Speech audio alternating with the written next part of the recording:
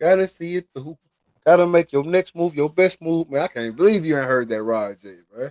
Bro, I just don't listen to Rod Wave like that. It's not. It's not that. It's not. I don't like him. It's just I've listened to everything else. Yeah, I know you more of a what's my boy name in the car? Huh huh huh huh huh. What's his name? You know what I'm talking about. Ooh, Finesse. You a finesse yeah, guy, I'm from this 2 times. which is crazy. I ain't never said nothing to 12. Yeah. But get You you up my ready? cell and give me my phone call. Let's do it.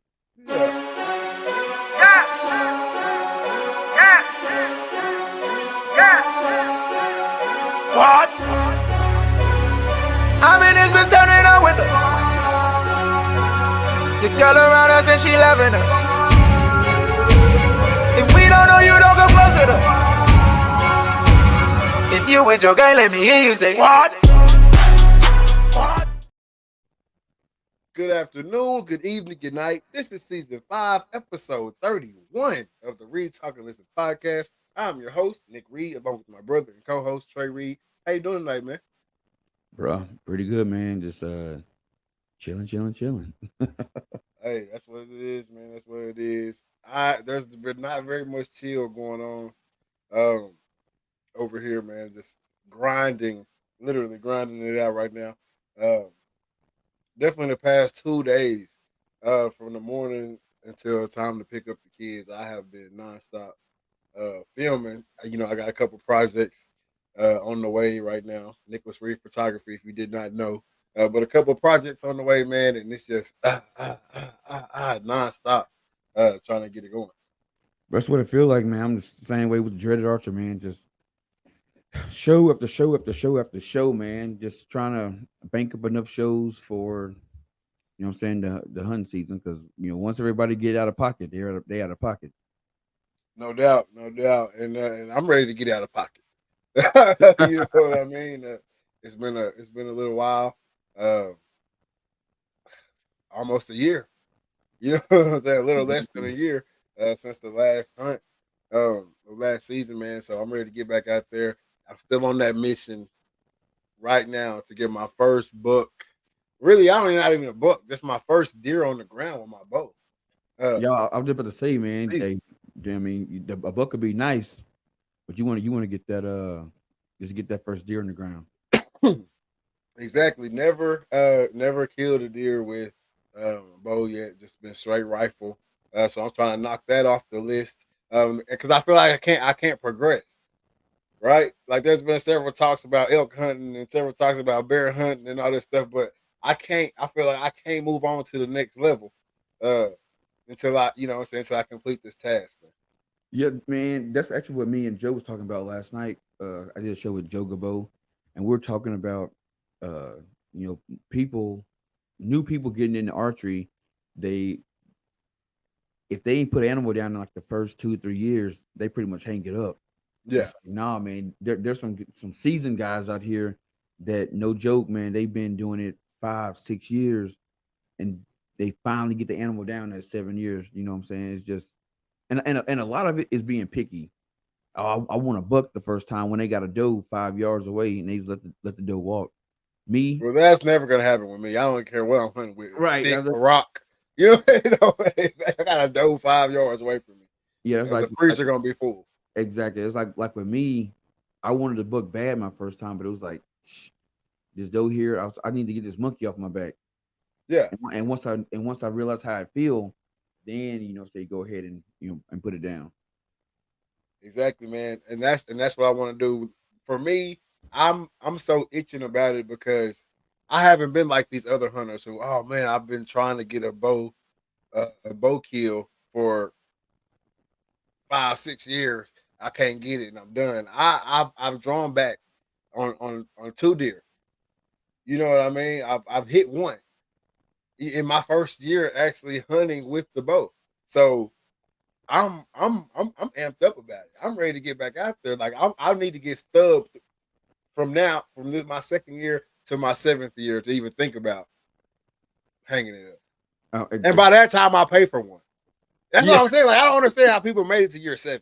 If I get to year 5 and I ain't got one yet, the good old fashioned way, I promise y'all I'll have one. Just watch the Instagram.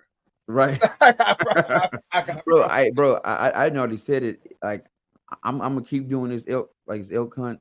I'm probably gonna give it about 2 or 3 more times out on public land before I say, you know what, hang it up and pay.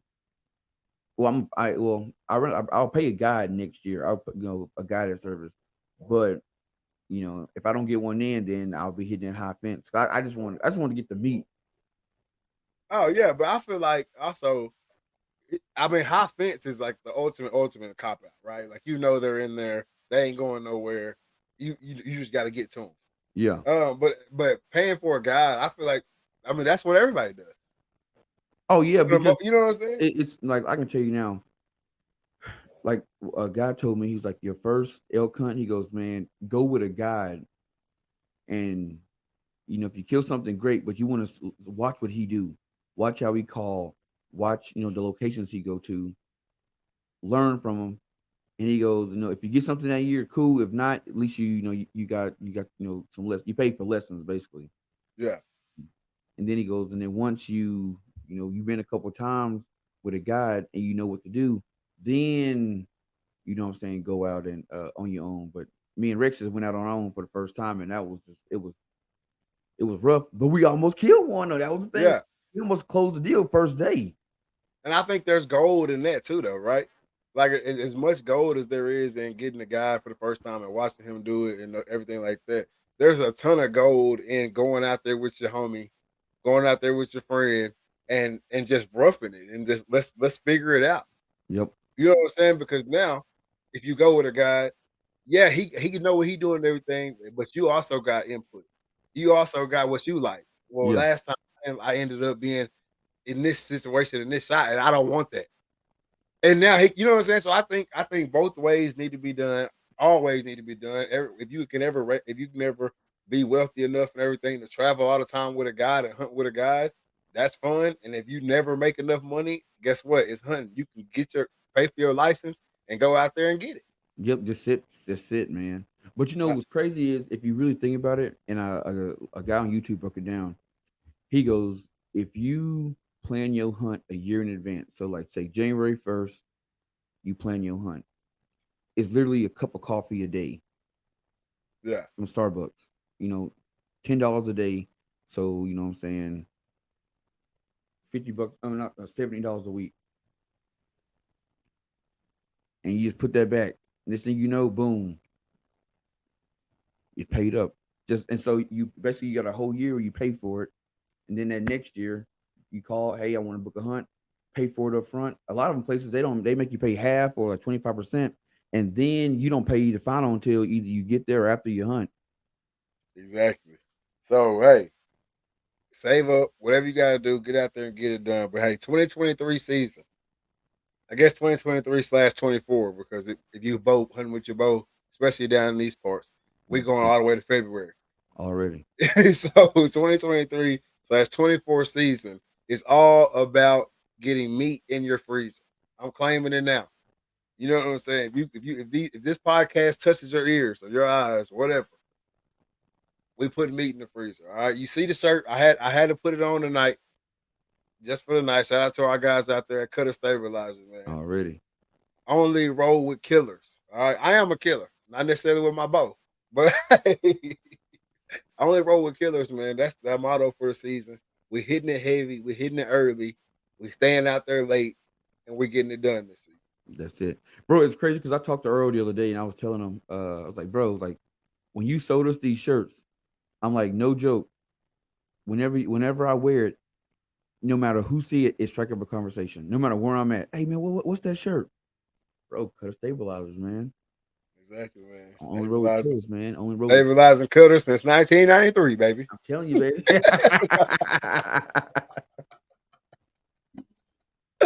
Oh man, hey, big news in the sports world today, or tonight, or whenever it broke. It broke the internet like 4:00. Yeah. Damian Lillard, Dame Time, is finally leaving Portland, and probably will This is his make or break deal in his career, and headed over to Milwaukee and joining Giannis with the Bucks, man. Bruh, it was crazy. When I saw the news come through, I'm like, oh, cool that he finally got the deal done because he's been asking to leave for a minute. No, he has. No, I mean he acts like it's been like a couple months ago. Yeah. Yeah.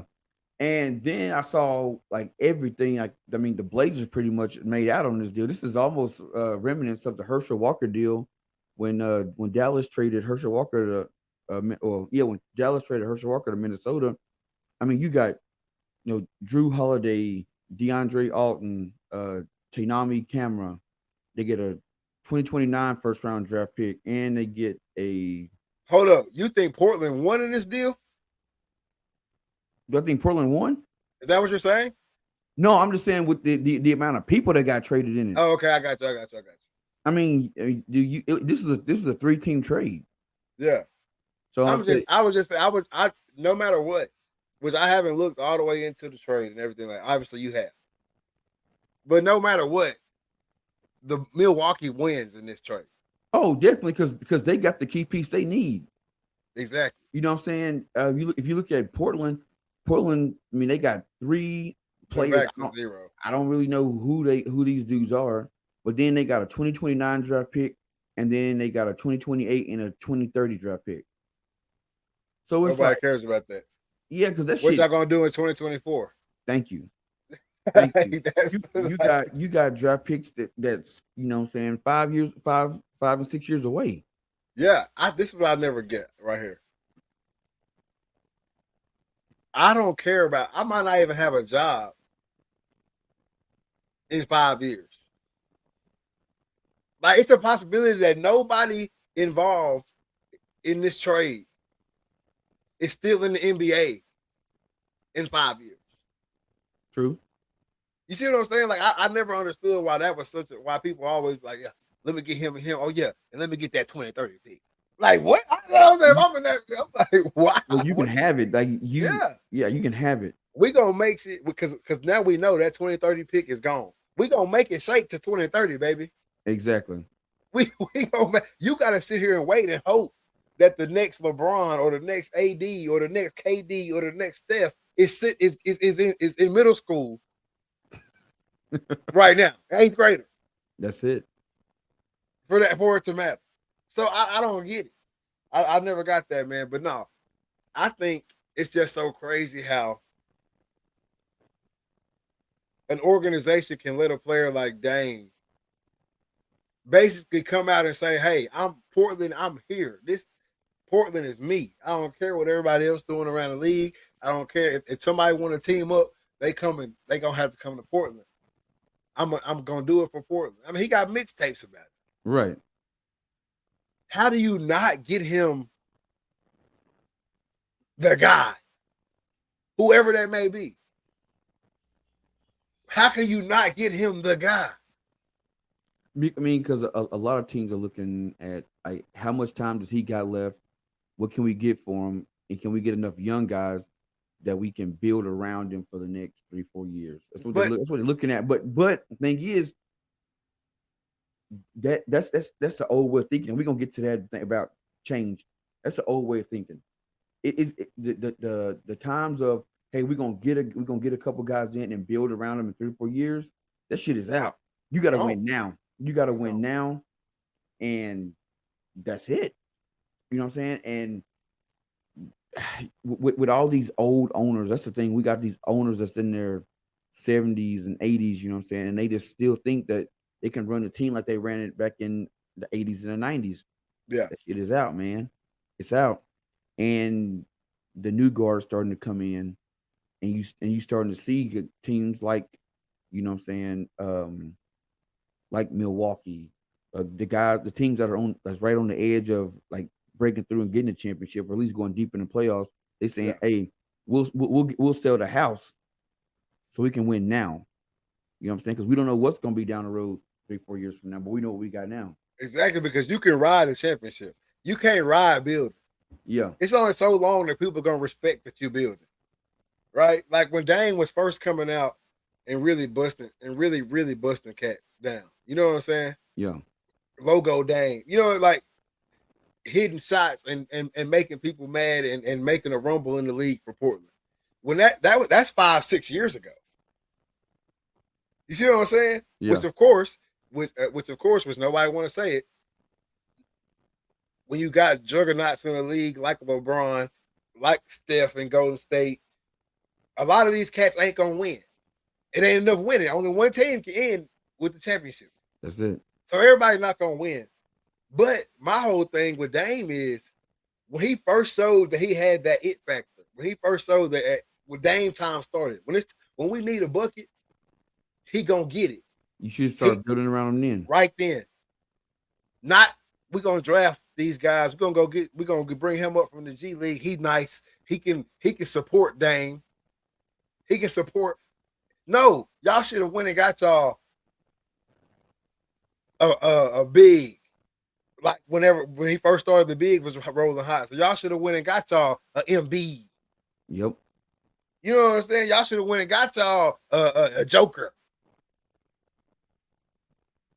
Then you get you a championship in Portland. When AD was trying to move around, don't let him end up in LA. Yeah, you got to make a move on him. You got to make a move. You see what I'm saying? Like all these type of things. They never did it. And now all this time down the road, you really left Dame out there to dry. And now he ends up where they're a championship contender right now. Yep, and he just a crucial piece of that puzzle. He that one piece. No, they weren't a championship contender without him no more. Because that shit they did last year was pathetic. Milwaukee. You think so? Bro, first seed, outbound, gone. Gone. That was garbage. With or without Giannis, that was garbage. Yeah. He was only there for a couple games, but that was trash. But now with Dame, same exact team from last year, add Dame, and you win. Yep. It's just harder. You can't do what you want to do with Giannis and stop Dame. That ain't how it works. No. Now, if he get over there and Russell Westbrook it up, I don't know what to say. I mean, but don't be surprised because I could see Portland, not Portland, but I could see Milwaukee making one more move. It's going to get somebody. You might not be able to trade nobody, but just going to get somebody at the G League or up and comer.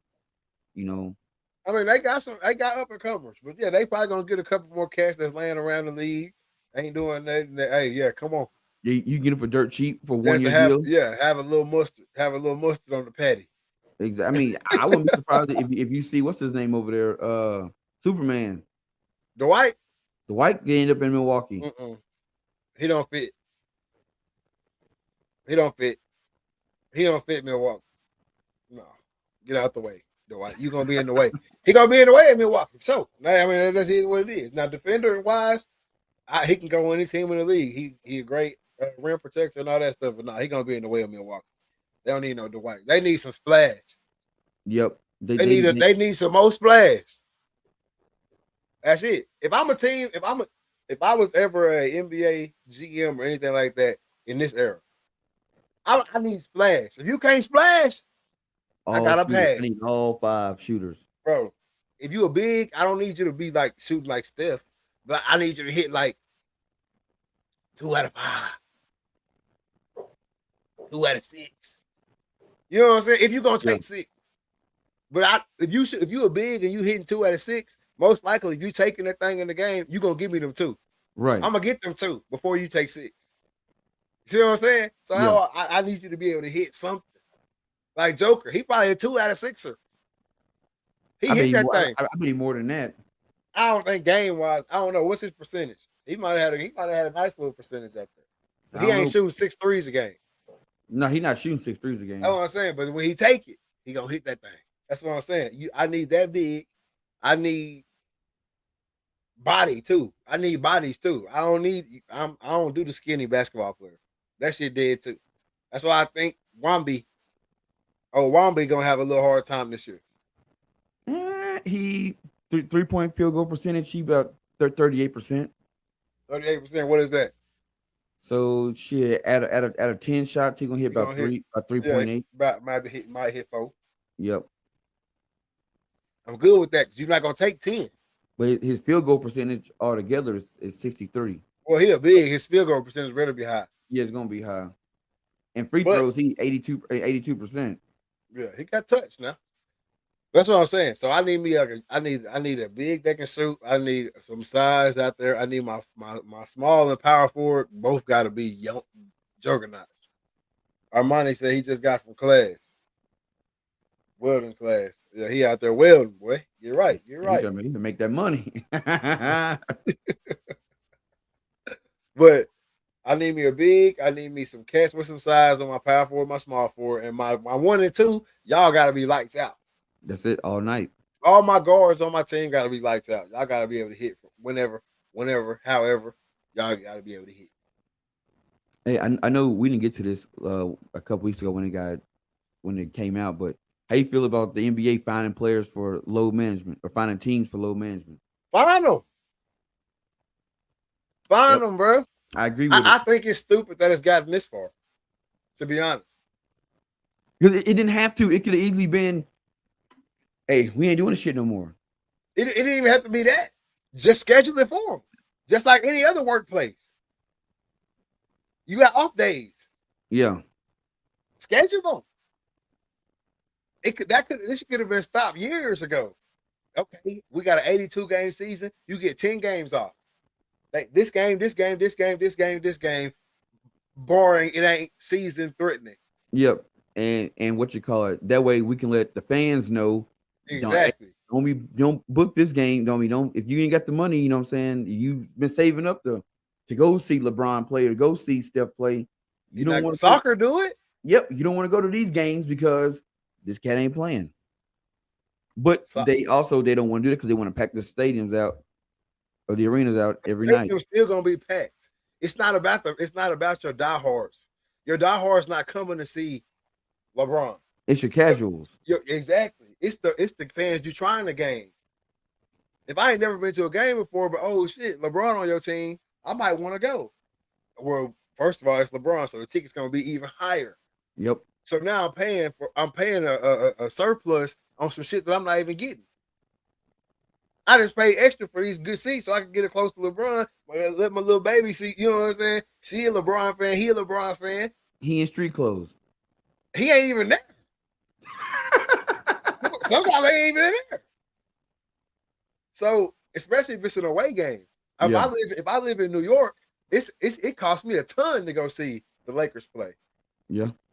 But they gonna come play the Knicks. They gonna come play Brooklyn. Well, look at me. I'm in there stands in my purple and gold in the garden. You know, might have got mugged outside. You know what I'm saying? And he ain't even playing. That's why it's stupid. Because there's more people, you know what I'm saying? Saved up. Your kid love basketball. You done saved up for the game. And then not only is LeBron not playing, but he playing against Kawhi and Paul George, and ain't none of them over there. Nobody's there. So like what? Yeah. So now you just sitting there with the tail tucked between your legs, like, and they looking at you, Daddy. Where LeBron? Where Paul George? Where Kawhi? Man, this game's trash. And you just spent all your money on it. They spent all your money on tickets, and you bought that high ass popcorn and that $20 pop. You done probably bought about two t-shirts, you know what I'm saying, for you and your boy, because y'all for your memories.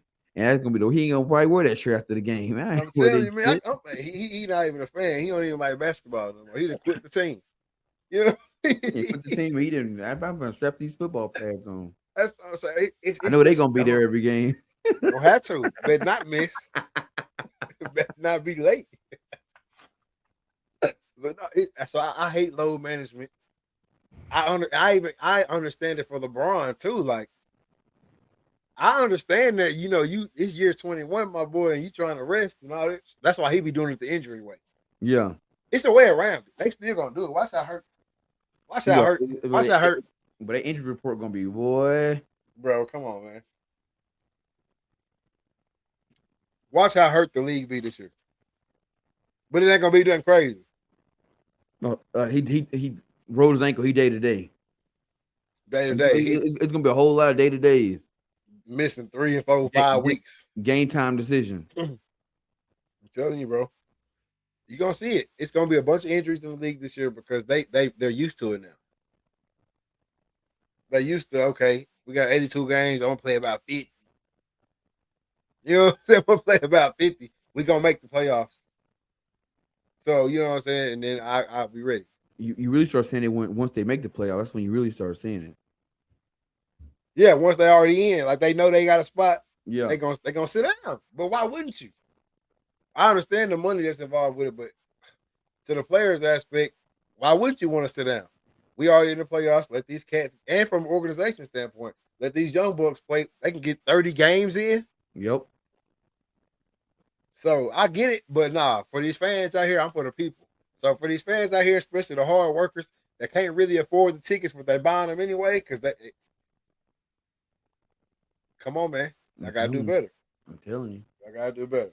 Cause bro, But I've been looking at this tickets, and bro, especially with Colorado, bro, I literally seen tickets go from 150 to 1,700, 800. I didn't seen or 8,000, not 8,000, but 1,800. I didn't seen $5,000 tickets. I'm like, who paying that?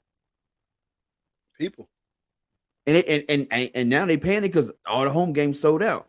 So bro, shit, people gonna pay. It don't matter. That's why prices go up. Because the powers that be know no matter what these prices end up at, they want to get in. FOMO, Somebody want to get in. FOMO, fear missing out. Oh man, they gotta be this high for a reason. Exactly. They gotta be. So I gotta get it. But before we move on past this, does Damian Lillard finally get his championship? Probably not this year, but definitely next year. So I 2 don't years. even know. I mean, who knows? We didn't see crazy things that happen. For all we know, they'll go there and they'll walk it. There was already first seed. Yeah. So They're gonna be first seed again, and then whatever they can do in the playoffs. Yep. It's gonna be an injury. But been barring injury, because it seems like right now we in the Joker era. So y'all gonna have to see Joker regardless. Anybody in the league know right now. I'm telling you, if you don't know, y'all gonna have to see Joker in them Nuggets. exactly. Again, if you want the rain, y'all gonna have to see them. Yep. All day. That's all there is to it. I mean, that's just it is what it is. They got a nice squad over there. If you tuned into the podcast right now, man, we appreciate y'all for being here, man. Season 5, episode 31, man. Rocking with us for a long time. Actually, today is our 88th episode ever. So we've been doing this thing for a little minute now, man. 88. I know that's not really a milestone number, but whenever it came up, I was like, dang, for real? We got 88? 88. I didn't even know because we was like, yeah, we probably at about 50. Yeah. So I started counting like, nah, we at 88. Like, gone. 88 shows, man. We appreciate everybody for rocking with us, man, on Facebook, on YouTube, on Instagram. Y'all get over there to the Instagram at the RTL Podcast. Y'all see it down there at the bottom. Spotify, y'all been rocking with us for almost the longest. Buzzsprout, y'all have been rocking with us for the longest. Where else? iHeartRadio, Apple Podcasts, man. Y'all came on at a great time. So, hey, shout out to everybody who's been watching this, man. This has been a long road. A fun road. Des Bryant and CD Lamb. What is he talking about? 88. Even my 88. Oh my goodness, bro. Do not connect this podcast to anything Cowboys. I don't want nothing like that going on over here. It ain't no milestone, like I said. But shout out to everybody who been rocking with us for this long, man. We're gonna keep coming with these fire conversations, hot content, all that good stuff, man. Y'all just keep rocking with us. Show. You are now tuned in to the RTL Podcast. The NFL is all mixed up. Man.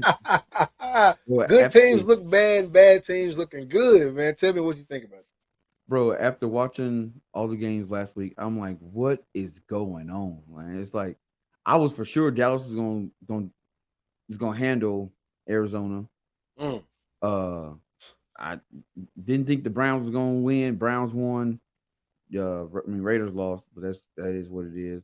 Denver, I don't know what the hell they were doing in Denver. Miami just put a whipping on them. Then you come to find out that the coach, it was the old ball boy, so he had some grudges against the ownership. So it's like, God, dog, man, it's just nuts. But then I got to thinking about it. I'm like, man, it ain't. It's strange. But then when you start thinking about what all happened in Vegas about 2 weeks ago, Mm. they got hacked. They got and had to basically pay $15 million to get all their shit back. Yeah. You know what I'm saying? Dang, So I didn't even realize it was that much. yeah, yep. Hackers hacked into the MGM Sporting and said, "Hey, we gonna hold this shit, locked everything up. Said y'all want it back? We need 15 million. And if Yeah. we don't get it, we gonna release social security numbers, names, addresses, phone number, all that shit." So they had to pay the 15 mil, and then people were already freaking out that they got hacked. So people weren't going into the casino. So they basically loosened up the machines. You know what I'm saying? To get people in. To get people in. And it's like, hey, we got to make this money back somewhere. And it's like, well, MGM got one of the biggest sport betting platforms out there. So, and we got to lock some of these games up. Some of these strange odds, we got to lock them up. Yeah. This is that could be true. That's crazy. But this is my whole thing, my whole beef with the NFL right now. We've had some good games on Sunday. There's been some good NFL games on Sunday. We all know how I feel about college football versus the NFL. I think the NFL is the best product being put on the field. But in these primetime Thursday and Monday night games, it has been pooch. Garbage. Poochie. Hey, Bears Barbecue. I guess he want to plug right here. He said, Bears Barbecue this weekend, slice and burn in plates. Put that back up there so I can read. Sliced and burn in plates. You know where I'll be at, man. So y'all, I ain't gonna put the address out there because I don't know how you rocking with that. But right there, y'all see him in the chat. Colton Watson, get at him. He's the owner of Bears Barbecue. This weekend, sliced and burnt in plates. Make sure y'all go get that, man. Hey, they good too.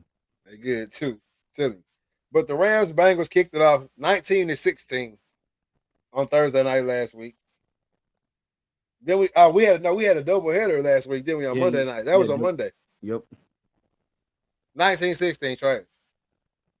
Eagles Buccaneers it was a boring game. If y'all watched it was tragic. I hated every bit of it. Monday night was garbage. And how does the Giants keep getting primetime games? It's already free because they're supposed to be good this year. Bro, did you not listen to the commentary on the very first game of the season when they played y'all? Was that the very first game? Yeah, very first game of the season. Yeah, very first game. Pre-game commentary. You know I don't watch Cowboy games. Yeah. But it's the first game. I'm thinking, I kind of bought into the Giants hype a little bit too, I guess.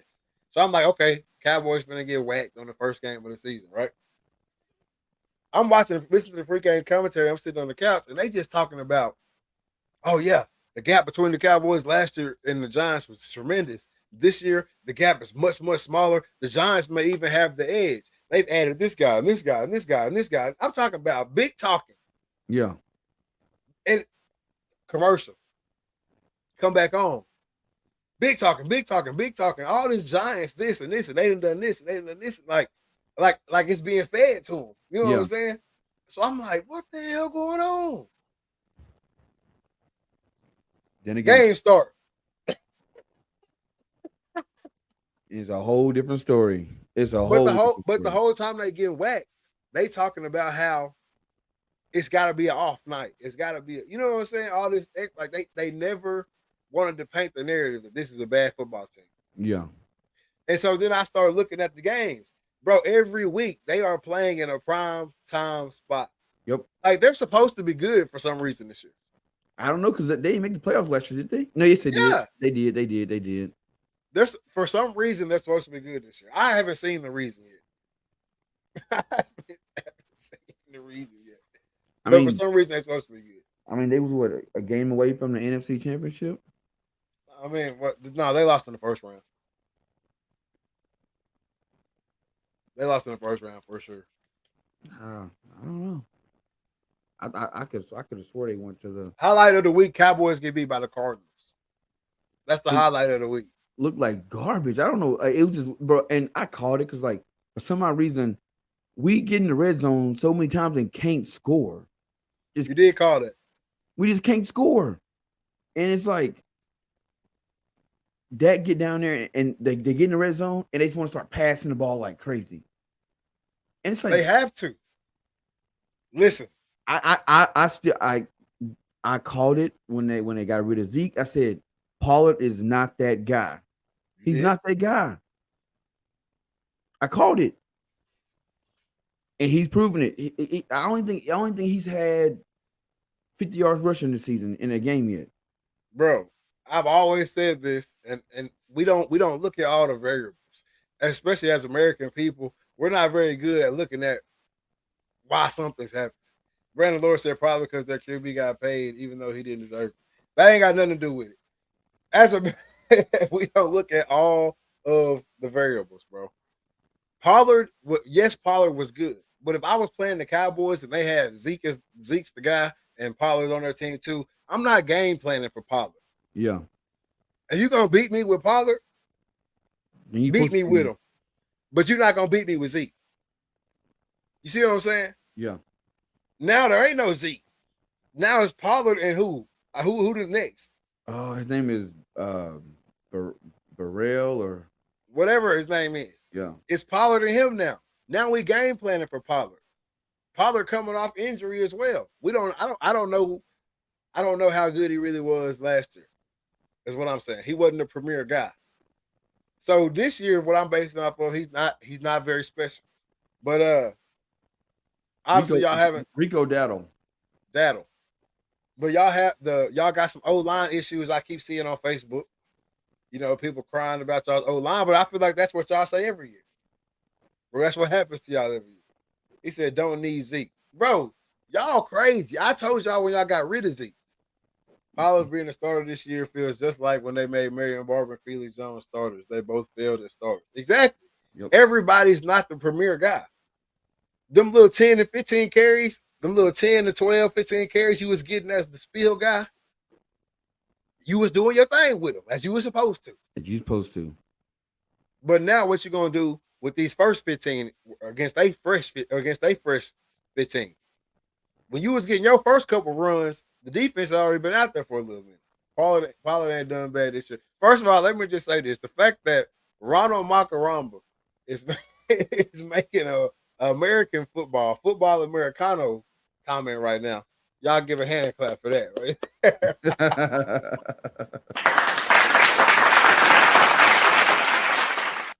Pollard ain't done bad till last game. From the first game, Pollard been balling from what I see.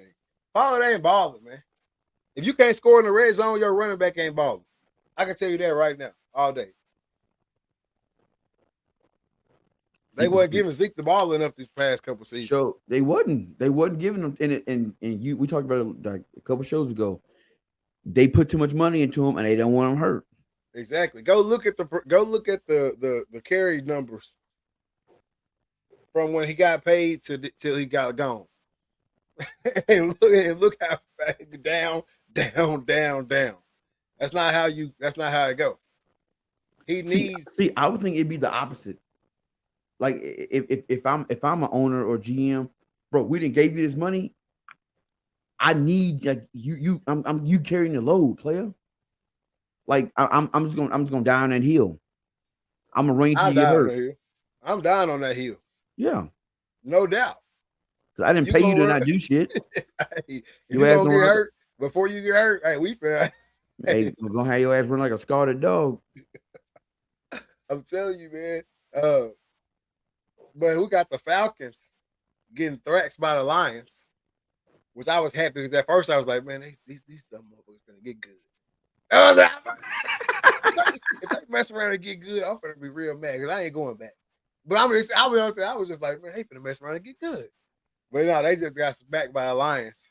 The Lions, you really don't want to see the Lions right now. Nobody do. The Lions are are the real deal. You really don't want to see the Lions right now.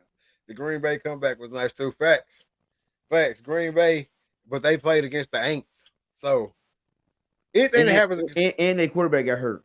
he said Bijan Robinson is that dude. Hey, if you've been watching and you consistently on the Read Talk and Listen podcast, you go back to the running back episode and listen to what I said they was gonna do with Bijan Robinson. You can't turn on nothing NFL without seeing Bijan. Yep, commercials and He all. finna get that bag. He finna get that bag. Them Texas fans, all that oil and all that good money is funneling into the league to watch Bijan. They ain't falling to Atlanta. Yes, it is. It's all in the league because Bijan. They want to see Bijan. Brandon Lawrence is talking about Bijan that dude. Bijan that dude. They Texas fans. I'm telling you. I told y'all if they was gonna do a Bijan, they're gonna make Bijan a star. They even let Atlanta win a few games. Hey, show did. Hey, they got old Justin Riddle looking like the second coming. His first name definitely can't be Justin. It's something. It ain't Justin. Yeah, it's a something. He got a name, but it ain't Justin. It is Justin Riddle, ain't it? Look it up. It's not Justin. Can't be. Can't be. That don't even sound right. What else we got? Oh, Desmond. Desmond. Yeah. Come on. Ain't no Justin. No, that didn't even sound good. The Colts Ravens. That's a big one right there because how the Ravens lose to the Colts? Bro, man, here's my thing. I'm just a conspiracy guy, but they making this Robinson. He gotta be. No, he didn't even play. That was Gardner Minshew. That's what I'm saying. How did the Ravens lose to the Colts, bro? Well, I mean, your boy went down. What's his name? Odell Beckham went down. That ain't making y'all lose to the Colts, bro. He only been getting 3 catches a game, hell. I mean, just being real. I love Odell, but he only been getting 3 catches a game. Have you seen the highlights? He's making them look silly, breaking them ankles. Man, I told you that he everywhere. Yeah, I see his highlights. But if he would have came from Alabama, you wouldn't be talking about him. Yeah, true. That's what I'm saying. That's all I'm saying, man. The Texas fans made Bijan the number 1 running back chosen, and they gonna make him the number 1 running back in the NFL. Y'all think it's just a game out here. That's the thing. But it's not. It's a business. It's a business. But I love watching it. Kaepernick over Dak, Jordan Roberts. Man, you see that letter he wrote to? Kaepernick. Hey, Kaepernick is better than Dak. Yeah, I say that. Yeah. Yeah, Kaepernick is definitely better than Dak, though, if we being real. Dak is trash. I've been telling y'all that. Look, he said, get up. Colton said, get up out of here. Colton. Kaepernick is better than Dak. The Cowboys would be a better team with Colin Kaepernick than they would be with Dak. People just don't like Kaepernick because of all the antics. That's exactly. it. Let's take all trash. Take all the antics away because y'all can't. He went to the Super Bowl. They didn't win it. Hey, the same. They was before the power got cut out. They were finna win that son of a bitch. No, they was not. They was not finna let Ray lose in that thing. That's over. They weren't finna let Ray. Dak is done. He really is. But look, they weren't finna let Ray lose that Super Bowl to no Colin Kaepernick. Y'all know better than that. Regardless of the lights going out or whatever y'all want to say. If that was how they made him win, then okay, we'll take that. But they wasn't finna let Ray go out like that. But no, they let him get away with murder. I think they gonna let him lose the Super Bowl. It's not hate. What it is because like Dak wasn't that dude in college. He was straight. He was like, all right, but he was. I mean, I could probably name. He had moments. That's what gets you. I could have 5 or 6 quarterbacks over him when he was at. But he got drafted late though, didn't he? I won't say early in the 2nd round, wasn't he? I don't know nothing about that because I never liked him. I don't know. I mean, he might have been a 1st rounder. No, I know that's not true. You don't think so? I don't think he bet. Y'all dumb as hell if he was. Well, it's the Dallas Cowboys. Listen, Cowboys fans, I know y'all trying to ride with your guy. Oh no, he was a 4th round. I knew he was late. Because he trash. Now take that into context. For everybody, the hate for Dak is so real. How many other 4th rounders y'all riding for like that? How many? He said, "Nah." Anthony said, "Nah." That dude sucks in the pocket. Pull up the tape. Is that good in the pocket? No. I mean, Dak was a fourth rounder. Yeah, Dak, we got that. Out of it, he can make a play, but have a solid QB. Got to work that pocket. Colin Kaepernick can work the pocket, bro. He went to the Super Bowl. He didn't just run every play. He ain't Mike Vick. Sure didn't. He ain't Mike Vick. Hey, J. Rock said Dak sucked in the pocket, on the run, sitting on the bench, and in the injury reserve. The man can't even be injured. That's what I'm saying. Like, take away the kneeling, take away your love for the flag or whatever you want to say, right? All right. Outside of all the extra surrounding Colin Kaepernick, he's better than probably 15 of the QBs that are starting in the NFL. Facts.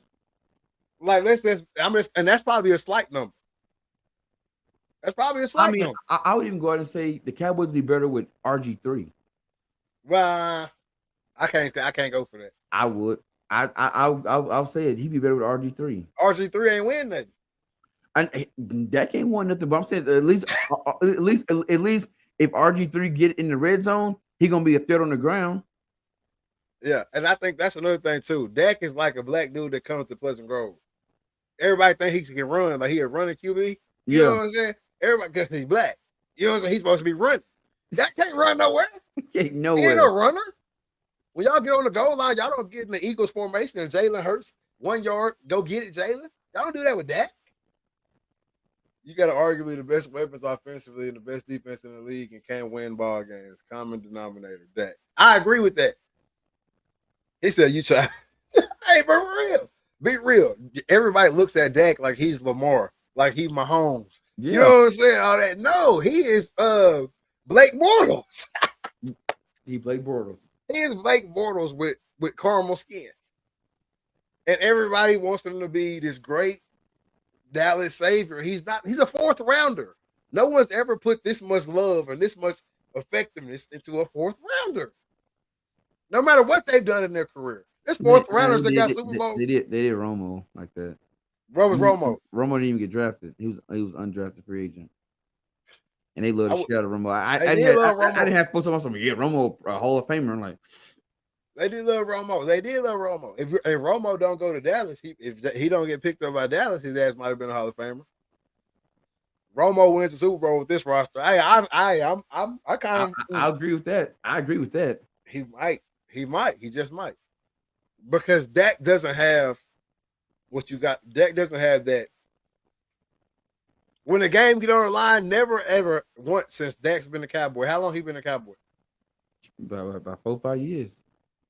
Not one snap, not one game has the game been on the line towards the end of the game, and y'all got that ball and was like, hell yeah, Dak gonna come in here and get it for us. Yep. Never has that happened. So that's why I don't understand why there's so much. He got drafted in 2016. Over with. 6 years, 7 years. Right? He been there long, yeah. And they've been riding with him. A fourth rounder. Any other fourth rounder cut by now. He didn't got a contract and some more. You preaching to the choir, we know that. Obviously not. Okay, Brandon, answer me this. Do you believe, even though we haven't seen Colin Kaepernick play in a very long time, we got to take that into account. But from the last time you saw Colin Kaepernick play, and the last time you saw Dak Prescott play, who is better? Who's better? Jordan Robertson came in here and shook the shadow with that Colin Kaepernick. Sure did. Hey, yeah, I know you've been saying that Dak's trash, but do you think Colin Kaepernick is better than that? That's what I want to know right now, Brandon. That was trash his last year, so I have to say that. He wasn't trash. He just didn't go to the Super Bowl again. That's it. The read option shit wasn't working. There was a lot of shit going on in San Francisco that last year. Yeah, a whole lot of it was a lot going on in San Francisco that last year. No cap. All I'm saying is, just like we just talked about the Damian Lillard situation where he begged the ownership that he wanted to be there, that he, you know what I'm saying, let's win a championship. The Cowboys then gave Dak this shit like 3 times. Like 3 times since Dak's been there. He'd have been there for 7 years. I would say 3 out of the last 7 years, the Cowboys have had a Super Bowl caliber squad. At least 3 seasons out of the last 7. Yeah, easy. So get up out of here, man. What you pulling up? I know you ain't pulling up no Cowboys. Oh, No, okay. he said. Brandon said pull up Kaepernick stats. What they looking like? 2015, he only threw the ball. Oh, he only played 9 games. 244 attempts for 59% completion, 1,600 yards, only 6 TDs, 5 INTs. He got sacked 28 times. Jeez. He got sacked 52 times the year before that. 39 times the year before that. This had shitty SO line. Seemed like.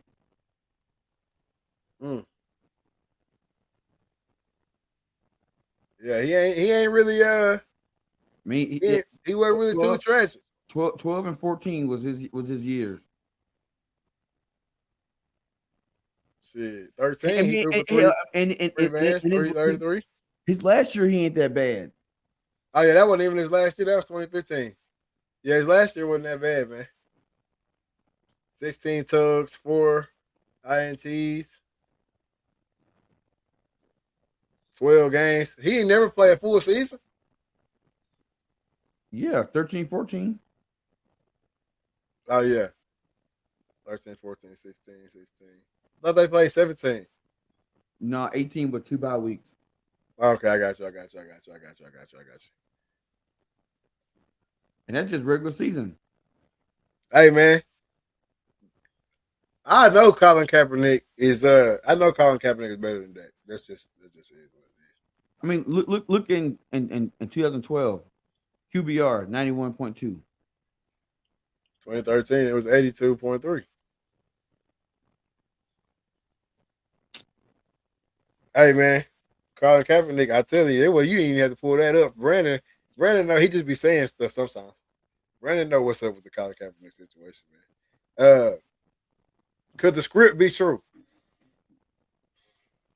Could the script situation be true in the NFL? The only reason Cap is out of the league is because of the off the field issues and drama. Oh yeah, I agree with that 100%. He got benched for Blaine Gabbert his last season. How'd that play out for him? Hey, exactly. I understand it. I knew he was gone. He should have knew he was gone. Yep. And if he was really doing it for the right reasons, which I don't know, I ain't never talked to Cap, he would have been. He would still be in the league. I'm gonna have to disagree on Dak not making clutch impacting plays. I'm not saying that he ain't never made a clutch play, but you ain't never been watching that game and y'all got the ball at the end of the game. And you was like, Dak gonna go get this for him. More times than not, you're like, oh, he finna mess it up. Even when this Sunday when he and down in the red zone, I said he went through a pick. That boy J. Rob said, name a skill guy from when Cap was there. But no Debo. But no Debo. I mean, they had what LaMichael was there. That's the year they went to the Super Bowl. After that, he wasn't. No, he was there the next year after that. No, he was in Miami. Oh, yeah, all because he requested that trade that year. I'm telling you, no weapons formed against you shall prosper. He have none, my what? Frank Gore was hurt, and I wouldn't even say. Was Frank Gore? Frank Gore, 40-year-old. Frank Gore, 55 years old. 40-year-old Frank Gore on his team, man. Come on, bro. We jumping on down low from that situation, from that conversation, because that is not real. It was not no young Frank Gore. Young Frank Gore. Frank Gore ain't been young since 95. No, I feel like Frank Gore came in the league like in 01. He did. 02. Something like that. Frank Gore's son is getting ready to get in the league, and Frank Gore just got out. What year did he come in? He might be old. He might be younger than I think and just look old. But I feel Frank Gore came in 2005. 05. That's what I thought. We talking about 2016. Last game was 2020. We talking about 2016. He talking about young Frank Gore. Or what we talking about? 2013. What year was it? He came in the league at No, I'm saying when was the Kaepernick years?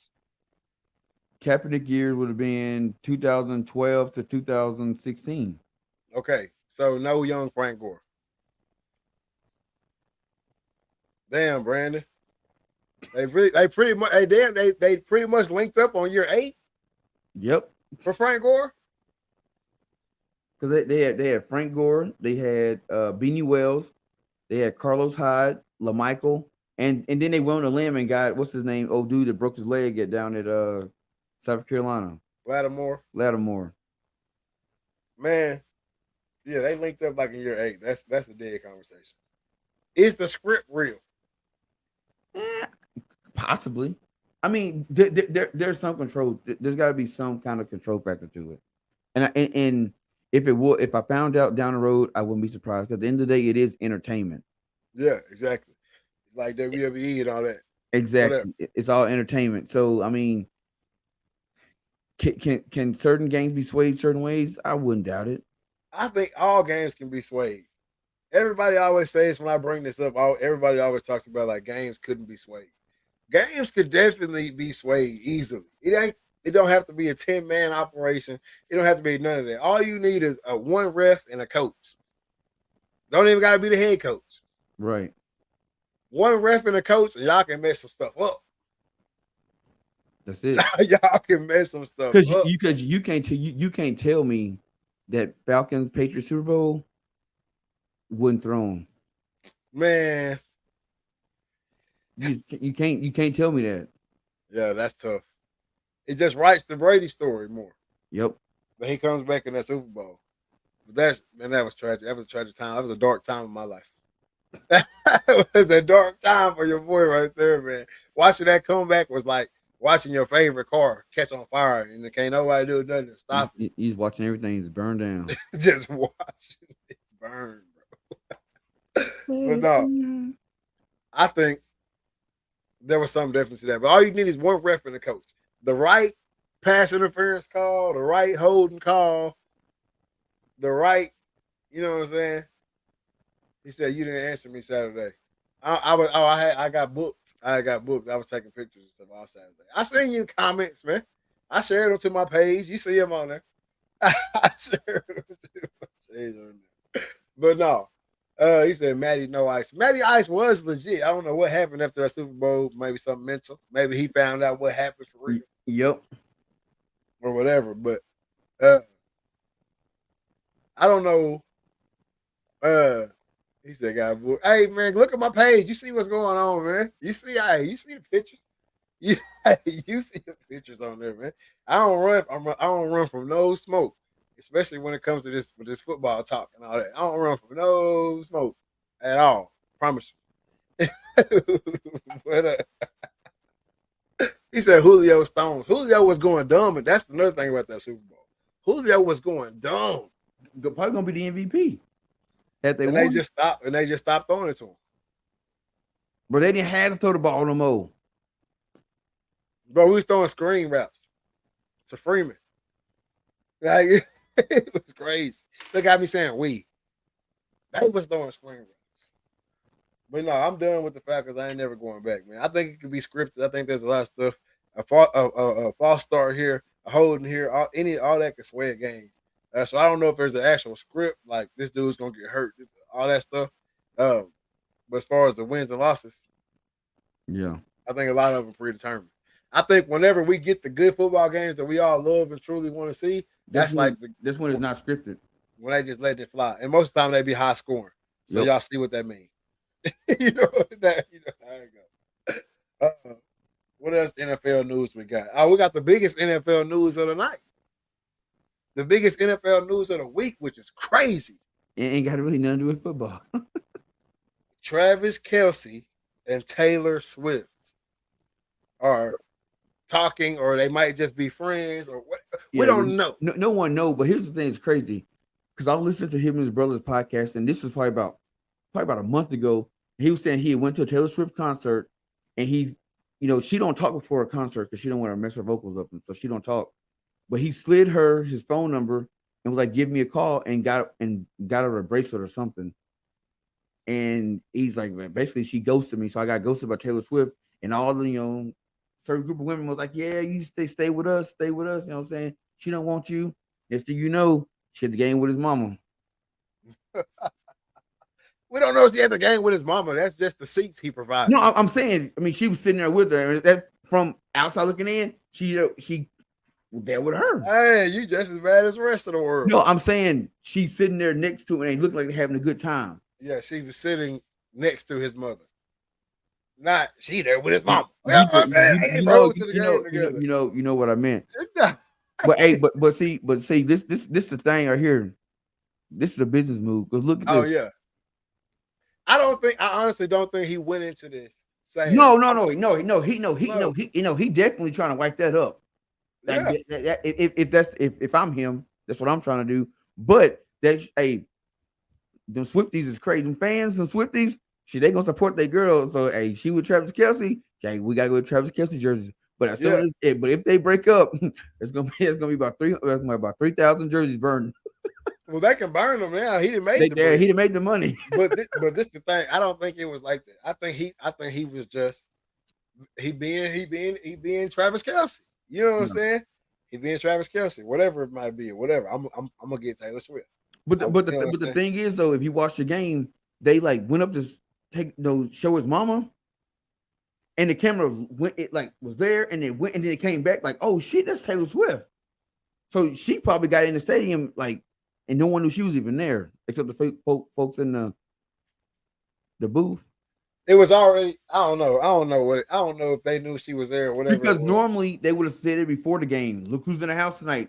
Yeah, but listen, my boy said he heard.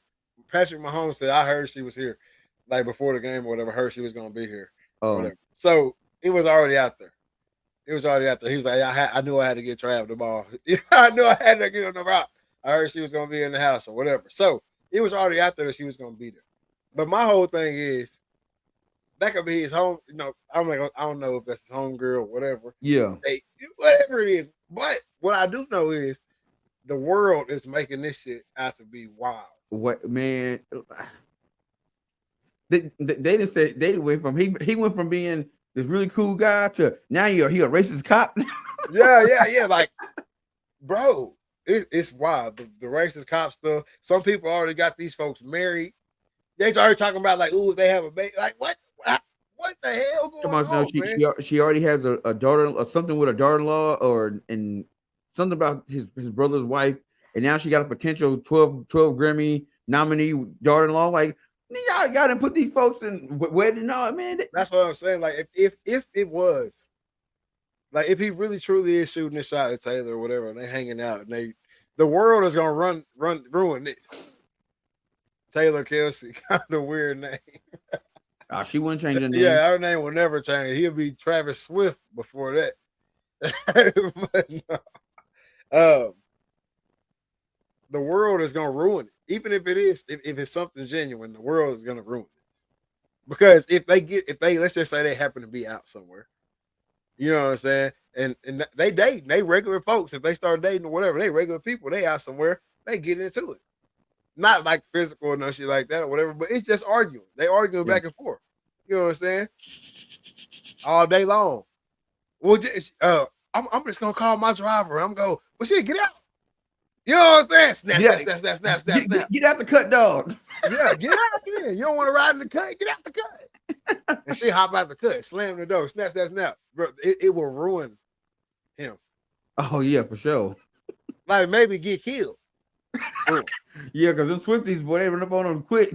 Bro, do you see how many even 50 and 45 and up later older gentlemen that was going crazy with their wives when they showed what's her name on the screen? When they showed Taylor Swift up on the screen during the game while I was watching the game. Going crazy. Like, I knew Taylor Swift was big, right? Because she makes a ton of money when she goes on tour. Yeah, she went $1 billion on this tour she on. Yeah, so I knew she was huge, right? But I didn't realize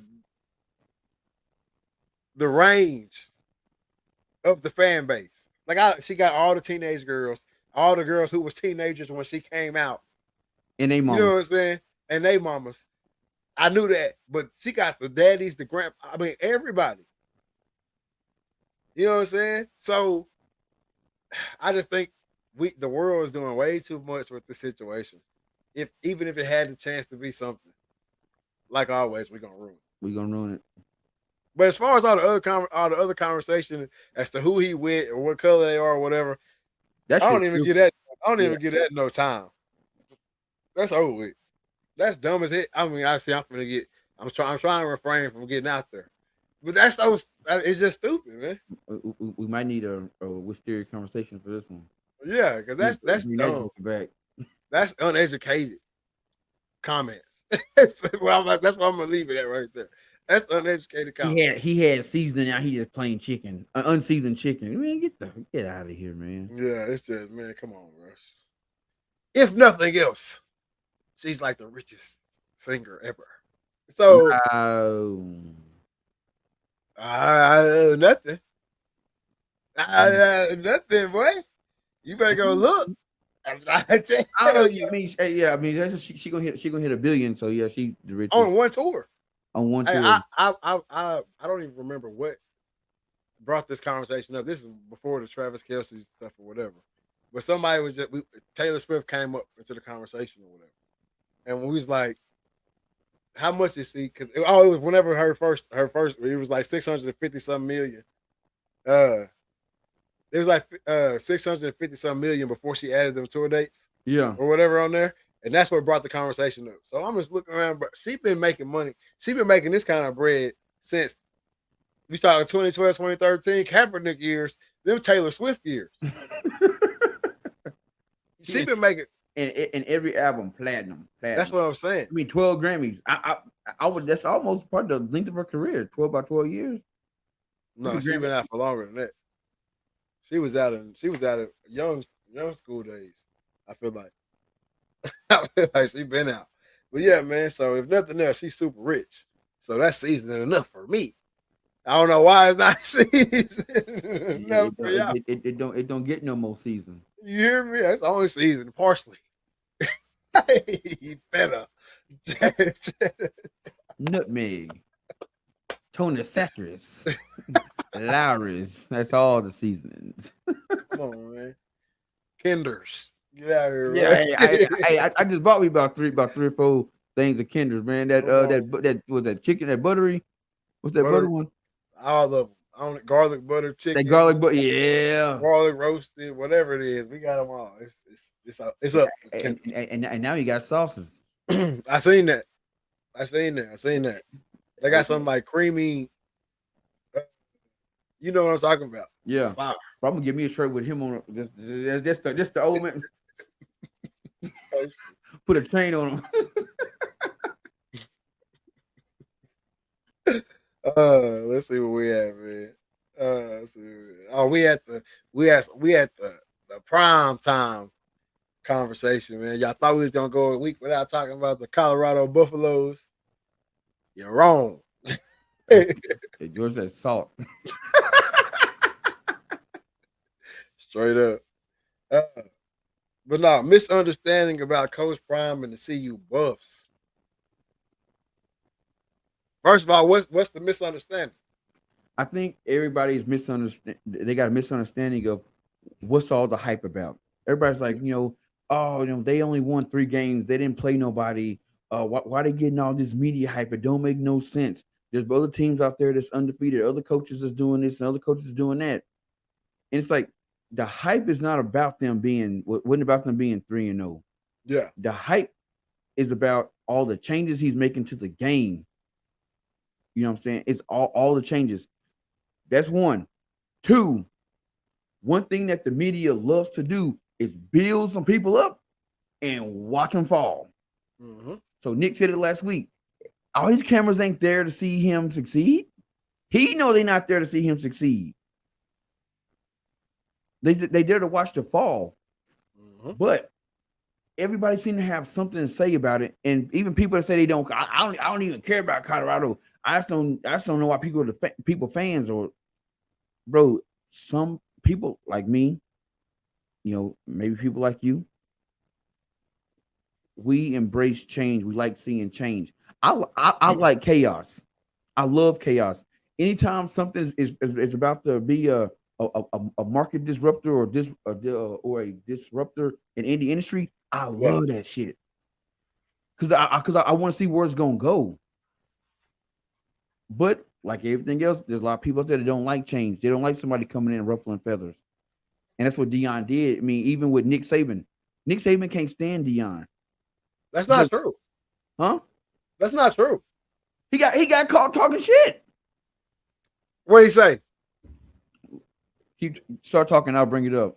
Yeah, bring it up. From my understanding, they are. I'll tell you exactly what he said. It was about the whole Travis Hunter thing. He was like, the only reason he was able to get Travis Hunter is because he paid him $1 million, and Dion had to come out and say, Jackson State ain't paid me $1 million. So why would I give $1 million to a kid if I ain't getting paid $1 million? And Travis Hunter came out and said, yeah, I got $1 million, and my mama still live in a 2-bedroom apartment with 4 kids. Yeah, but I remember when all that went down. But I don't know if Dion maybe told Nick Saban to say that. That was all hype media too, because they are friends. Since then they've been golfing together. They own the Aflac commercials and all that. They didn't film the commercials together. What? They didn't film the commercials together. They might not have filmed the commercials together, but hey, they golfing together. They don't get no more friends than that. If I don't like you and you talk shit about me for real like that, I'm not meeting up with you to go golf. Yeah, it's just not happening. So I don't see that as I don't see that being true that Nick Saban can't stand Dion. But I do think that Nick Saban can't stand the whole shebang with Dion. Yeah, because like I said last week, Nick Saban is full on old guard. We ain't paying you. We ain't looking for you no NIL. If you get it, you can have it. It's yours, but we ain't looking for it for you. We ain't got no team NIL. We got NFL. Yeah. And that's how we rock it. So I do believe that there's, you know what I'm saying, he don't like everything that's going on with that. And then also they're not talking about Alabama. So of course he's gonna be, you know what I'm saying? Exactly.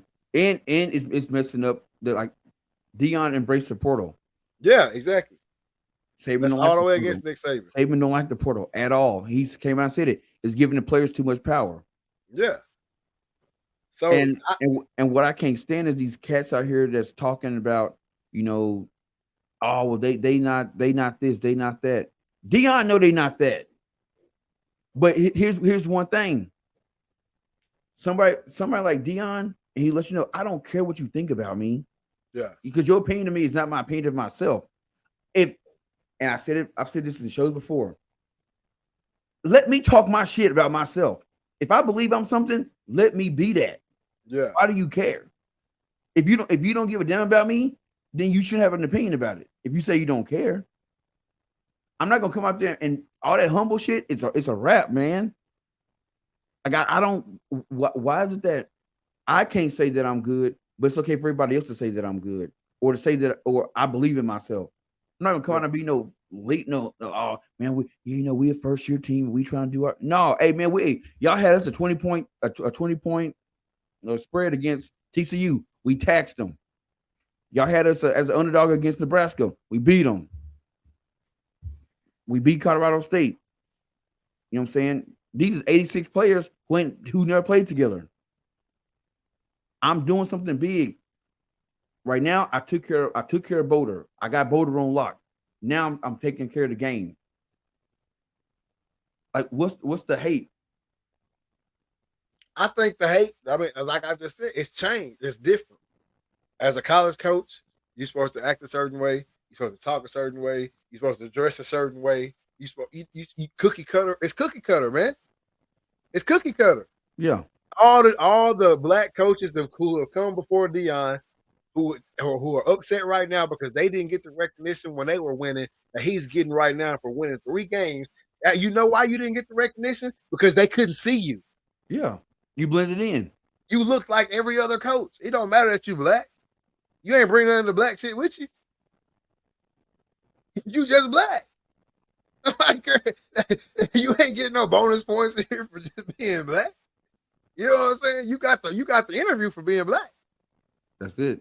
And what you did with the job. See, because in the interview, you came here and you talked to me a certain way and you acted a certain way, and we seen what you was doing down there at that sideline at Kent State, and now your ass came up here and you look like Brett Bielema. What? I don't want that. I don't want to put that on ESPN. We already got him on ESPN. Exactly. We already got Nick Saban.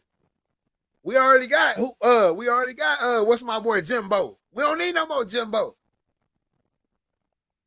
If I want to see Jimbo, I'm gonna turn A&M on. Exactly. I ain't gonna come to Colorado. But guess what? Deion came in there, and I'm gonna be Deion. Period. We want you to be Deion. That's what Colorado told him. We want you to be that.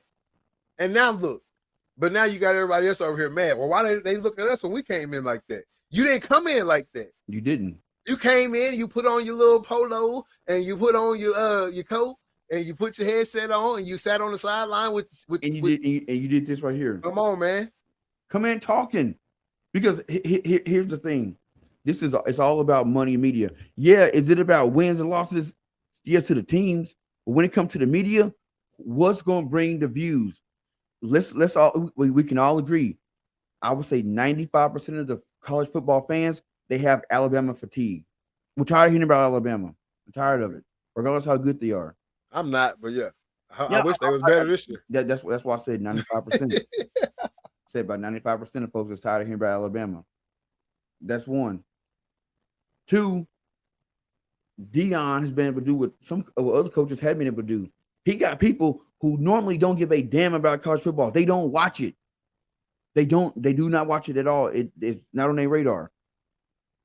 The buzz started going about Colorado. Now you got people who ain't never watched college football watching it now. I was at a bar and a lady goes, I don't care about college football, but I want to see them Colorado boys win. She don't care about football, but for some odd reason, she is locked in.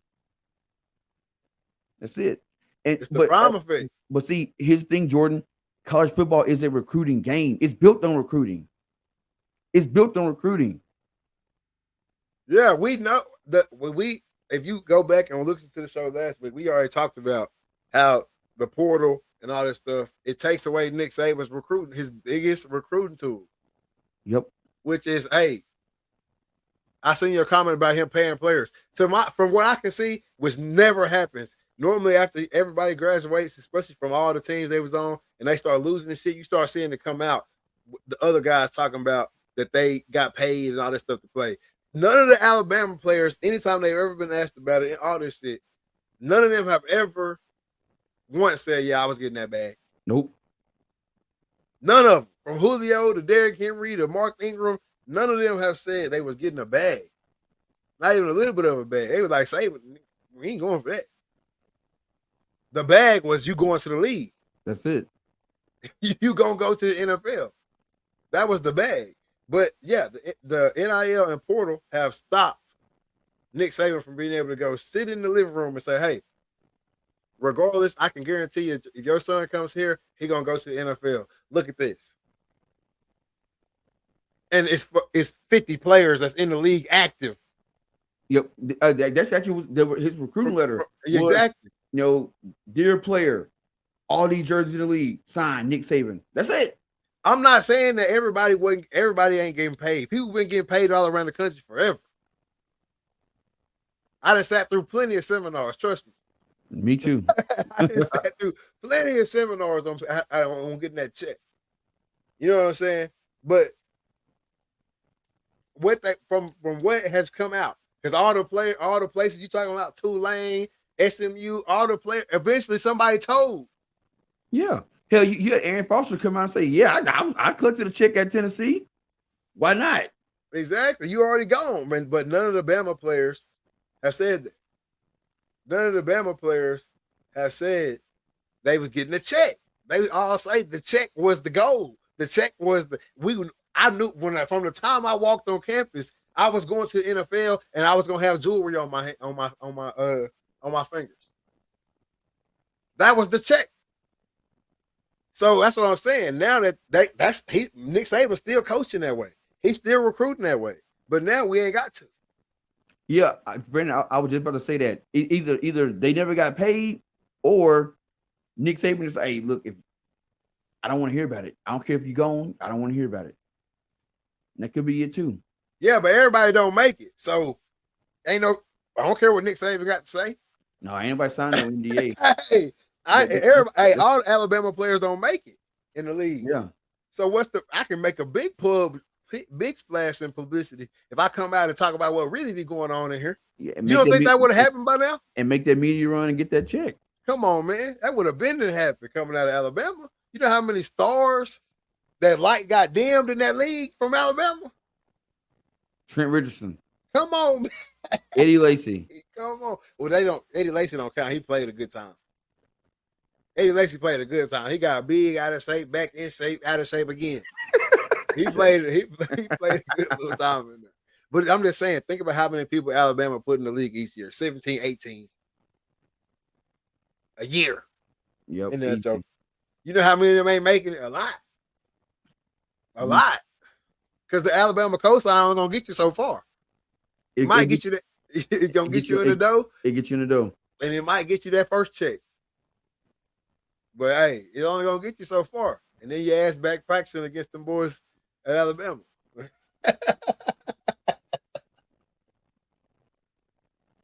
Hey, but no, man. And so the recruiting game is totally out of Nick Saban's hands. We got way too far off into Alabama right now. Yeah. But going back to Deion, though, a lot of it, especially when it comes to like the other coaches, bro, it's jealousy. A lot of people feel like Deion didn't pay his dues. You know what I'm saying? Oh, he didn't start out as a GA. He didn't start out as a assistant coach or a coordinator, nothing like that. He goes to a shitty ass HBCU, and then he gets to come to our league and be a head coach. Well, I took this route. Well, guess what? Technically, he did pay his dues. He paid his dues on between them lines back in the 80s and 90s. That's when he paid his dues. Yeah. In the words of Richard Sherman, he got a gold jacket you can't buy. And arguably, somebody would say he need his own room. Exactly. That's what I say. Deion jacket should be platinum. Yeah. It's a couple of them that should be platinum. Goat Brady, platinum jacket.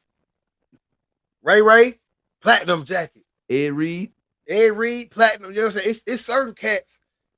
It should be levels to the Hall of Fame. You know what I'm saying? So Deion is upward, arguably the GOAT, greatest football player of all time, not just QB, not just corner, not just, you know what I'm saying? Greatest football player of all time, arguably, is Deion Sanders.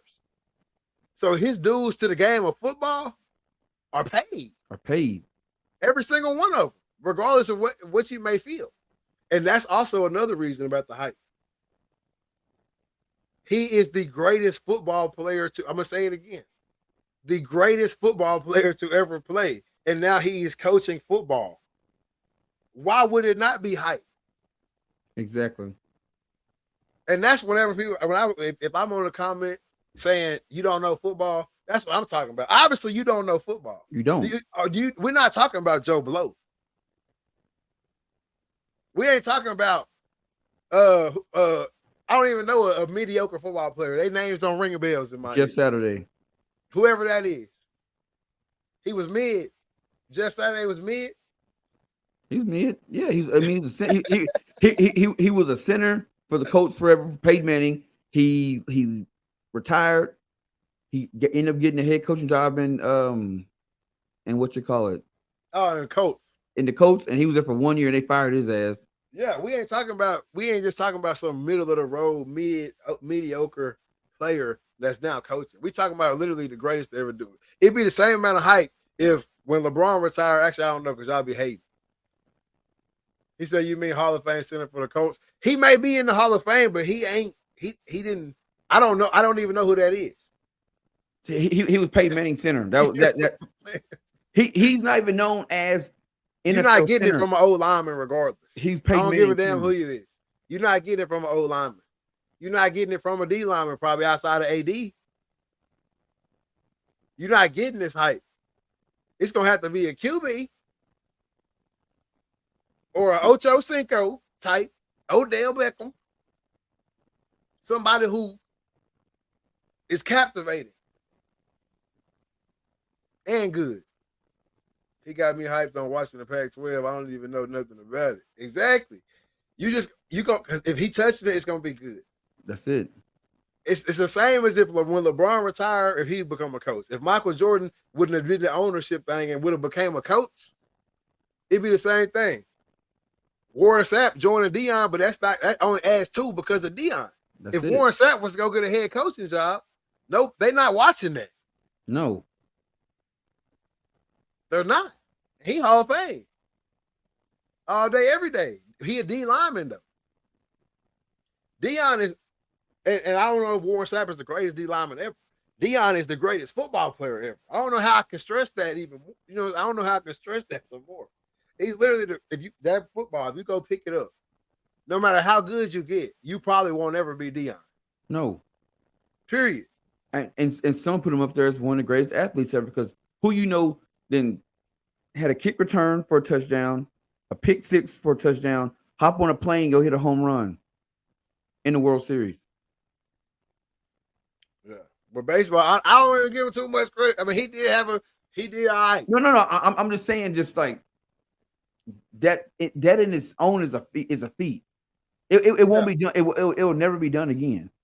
No, they won't let nobody do it either. Though. But today, that shit can be done every day. It can be done every single day. Ed Reed would probably brought that type of hype. It would have worked out. I don't even know if he would have. Not where he was at. I don't even know if he would have. If they gave Ed Reed the head coaching job at Miami, it would bring the hype. Oh yeah, it would definitely bring the hype. It would get real. But if he go gets the head coaching job at Washington, even though they up there right now, but I'm just saying, I'm just trying to name another Pac-12 school, not USC or Oregon. Utah. If Ed Reed goes and gets the Utah job, it's not that big of a deal. I mean, it's a big deal, but it's not this. I just understand where the hype is. I understand the hype even outside of the football, which I do think they're going to be really good. Yeah. Like national championship next year. Because that, and I think that's another thing that's scaring all those coaches is I can't recruit against that. Mm-hmm. I can't because think about this. Say you are a player getting recruited by Oregon, and you're the number 1 linebacker in the country, and you get recruited by Oregon. Matter of fact, you get recruited by Oregon, and you at the Oregon-Colorado game.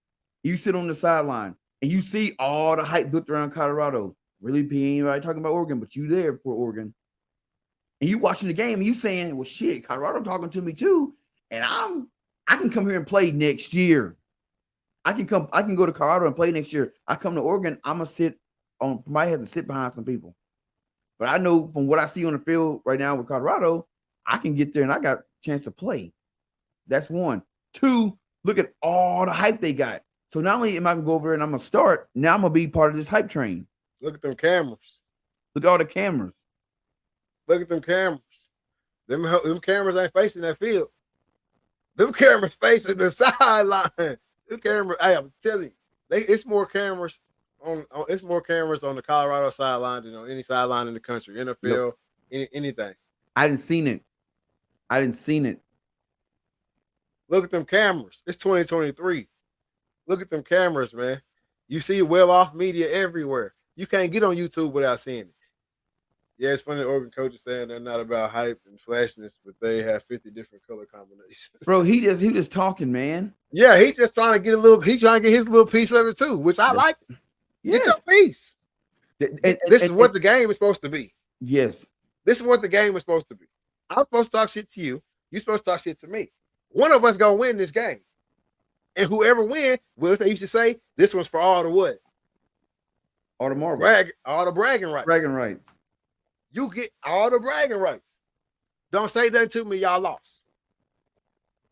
Whatever I do outside of disrespect, whatever I do after this game, you know what I'm saying? Like when they was doing the whole little, you know what I'm saying? Hey, you supposed to do that. You win, you get to talk shit even more. Yep. Every last one of us, anybody watching the chat right now, we had all made a bet with our homie before.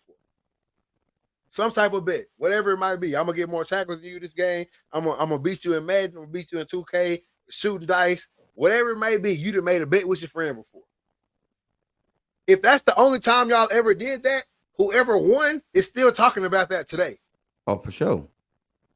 Whenever the conversation get heated, whatever it is about that subject, bro, you can't say nothing to me. I smashed you. You know what I'm saying?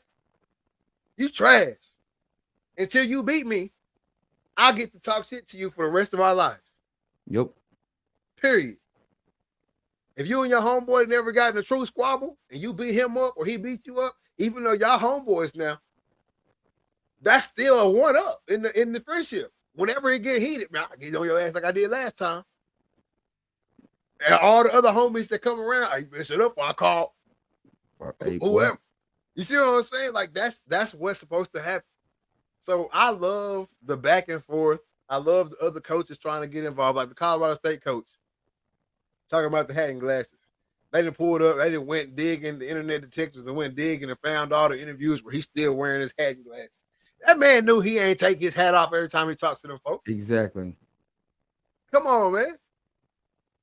The Oregon coach, he talking about when he said they going for clicks. We playing for wins.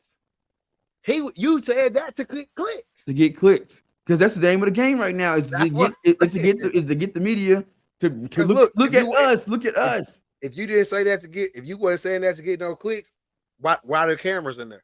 Exactly, because he the one that allowed the ESPN cameras to get in there. What you filming for if you don't like the clicks? If you don't like the clicks, why you filming?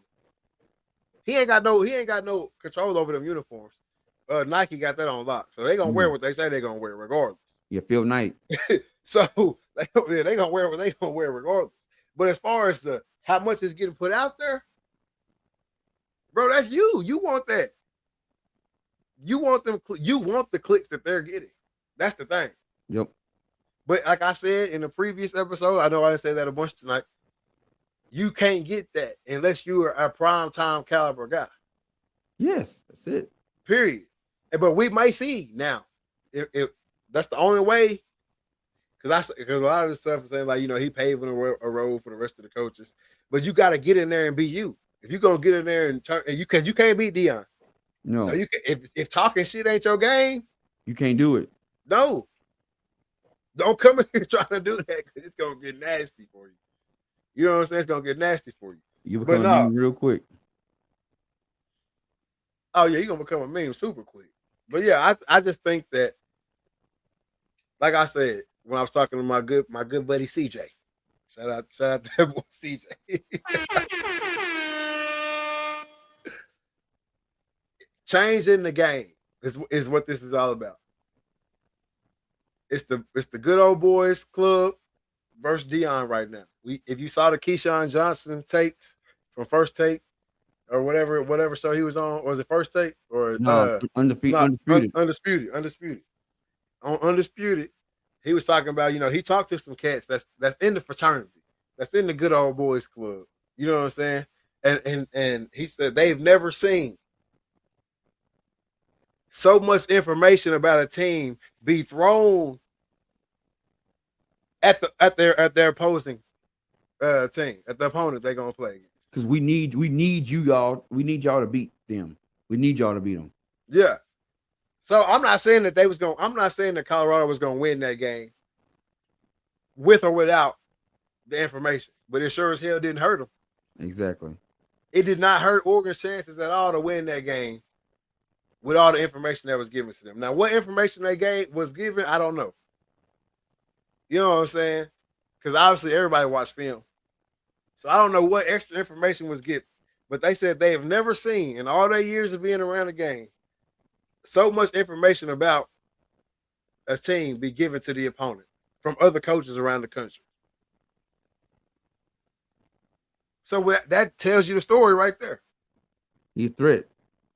He a threat to the system. We got to get him out of here. I need y'all to beat their ass. Y'all can't just win. I need y'all to beat their ass. So if you was thinking about running this, you might want to run this. And the sad part about it is, if you think about it, people are talking more about Colorado losing than Oregon winning. Like nobody talking about Oregon winning. Oh yeah, they're not. And the media, and even with that loss, the media train is still behind them. Yeah. So it goes show Don't you be that behind. that's when it comes to media, they going where the money is. They going where the views are. They are.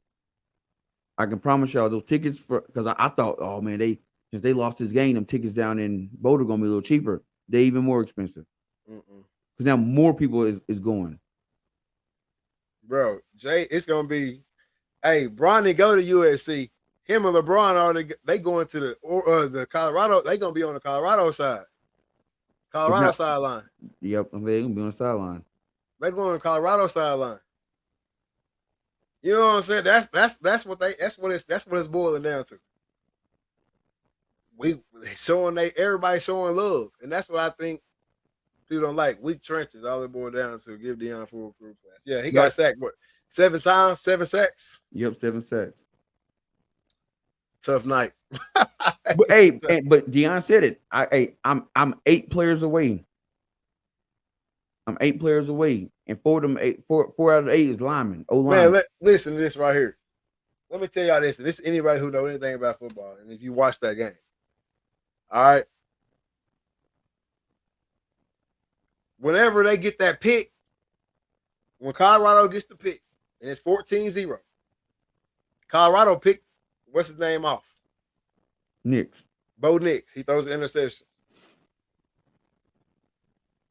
If Colorado finds a way to punch that ball in right there,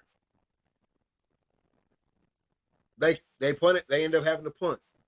They had sacked like twice on that drive. End up having to punt. It was like 4th and 23. On that very next drive, they hold Oregon, make them punt it, and they fake punt their ass, and that's when all hell broke loose. Yep.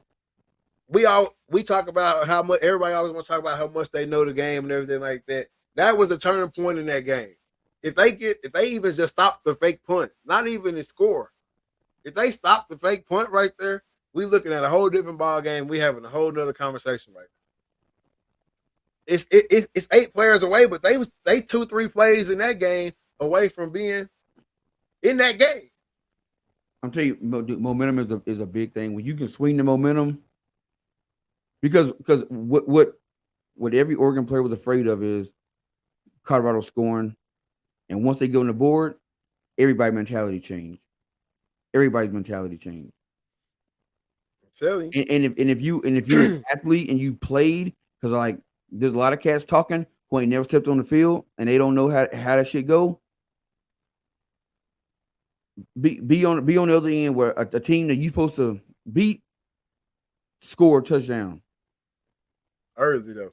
early, and it's now everybody head messed up because they weren't supposed to score at all. Exactly. Or especially with this Colorado stuff.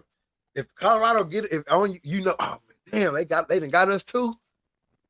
That's the thoughts that's going through everybody's head early in the game, and that's what I'm saying. They got blew out. Now I ain't making no excuses for them. But I was just saying, in that game, 2 or 3 things go the opposite way, and we talking about something different. Even if they score there and stop Oregon's 14-7, maybe 21-7, on momentum. But Colorado can't run the ball or pass protect. You got to get the skilled players in the world. I'm reading off my phone like it ain't up here on the screen. But no, I feel like what's good, family, Colorado all day. What's good with it? What's good with it? But I feel like if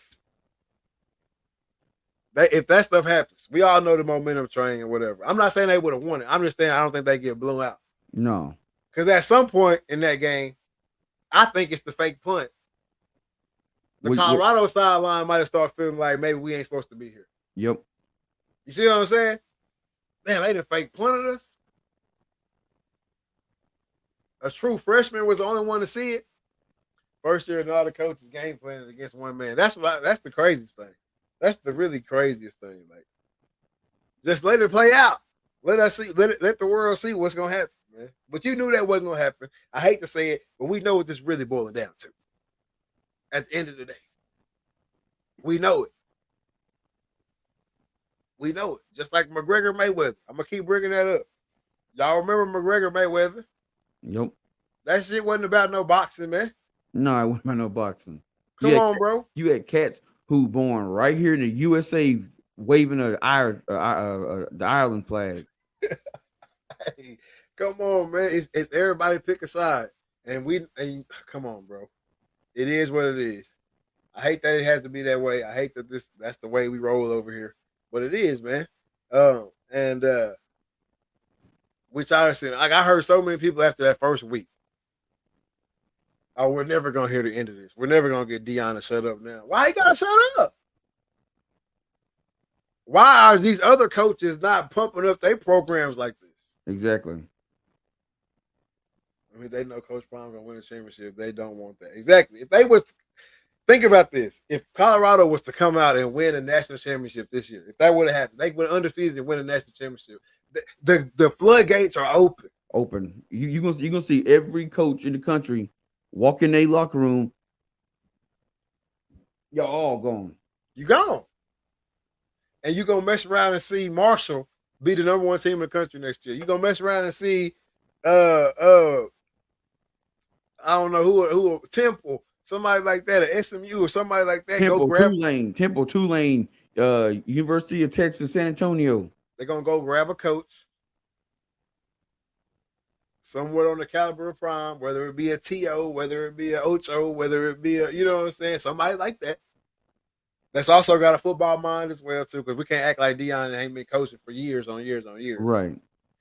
And they gonna AAU this thing, and that's what college football gonna look like, and it's gonna be fun as hell. Yep. It's gonna be fun. It's gonna be fun because it's gonna be money because that money gonna come. You ain't gotta pay the players now. The NIL gonna take care of all that paying. That's it. Think about it, if you going to Colorado right now, you probably sick. Bro, I was at the game, and as the players are walking in off the bus, bro, everybody got on rollies, neck full of ice, nice headphones, J's on their feet. They don't look like when I got off the bus in college. With everything team issue. Team issue. These cats ain't wearing nothing team issue other than a sweatsuit. Telling you, man, the money is gonna come regardless. So, A&M, they got the most money to be able to pay players off the rip. Well, guess what? I don't care about making that money on the front end because if I go over here, we finna have fun, we finna win, and I'm gonna get my check. Coach won Little League, high school, black college, next NCAA power champion. I agree. I know it. I've been saying it from the jump. I had somebody comment to me and say, how could y'all have a whole podcast talking shit about Deion and now y'all loving him? Well, if you go back and listen to that podcast, we wouldn't talk shit about Deion. No, we said we hate that he left, but we understand why. Exactly. I'm always gonna bust it down on both sides. That's what y'all need to know about the Read Talk and Listen podcast. If you come listen to this podcast, you're gonna get both sides of it. You're gonna get it right down the middle. Come on here, even if I'm all the way on one side against it or for it, I'm gonna show. You see how this screen? It's me over here on this side, Trey on this side. That's how the conversation is gonna bust down every time. Even if we both all the way over here, how we really feel about the situation, we're gonna let y'all see both sides of the coin, especially if I can understand the other side. It's not about the money, coach. It's turning boys to men, black strong men, and that exactly. And I think that's another podcast. That's a whole another reason why we get that. Because I've even seen comments that say, "Yeah, he's making great men, but what about this football? Damn, a football. Damn it. the football secondary. Damn, football. We finna make this great men. So if he can make great men and win football, it's a plus. Come on, man. So I think that's another little fear factor that's just sprinkled on up in there too. Like, what if they actually listen to his ass?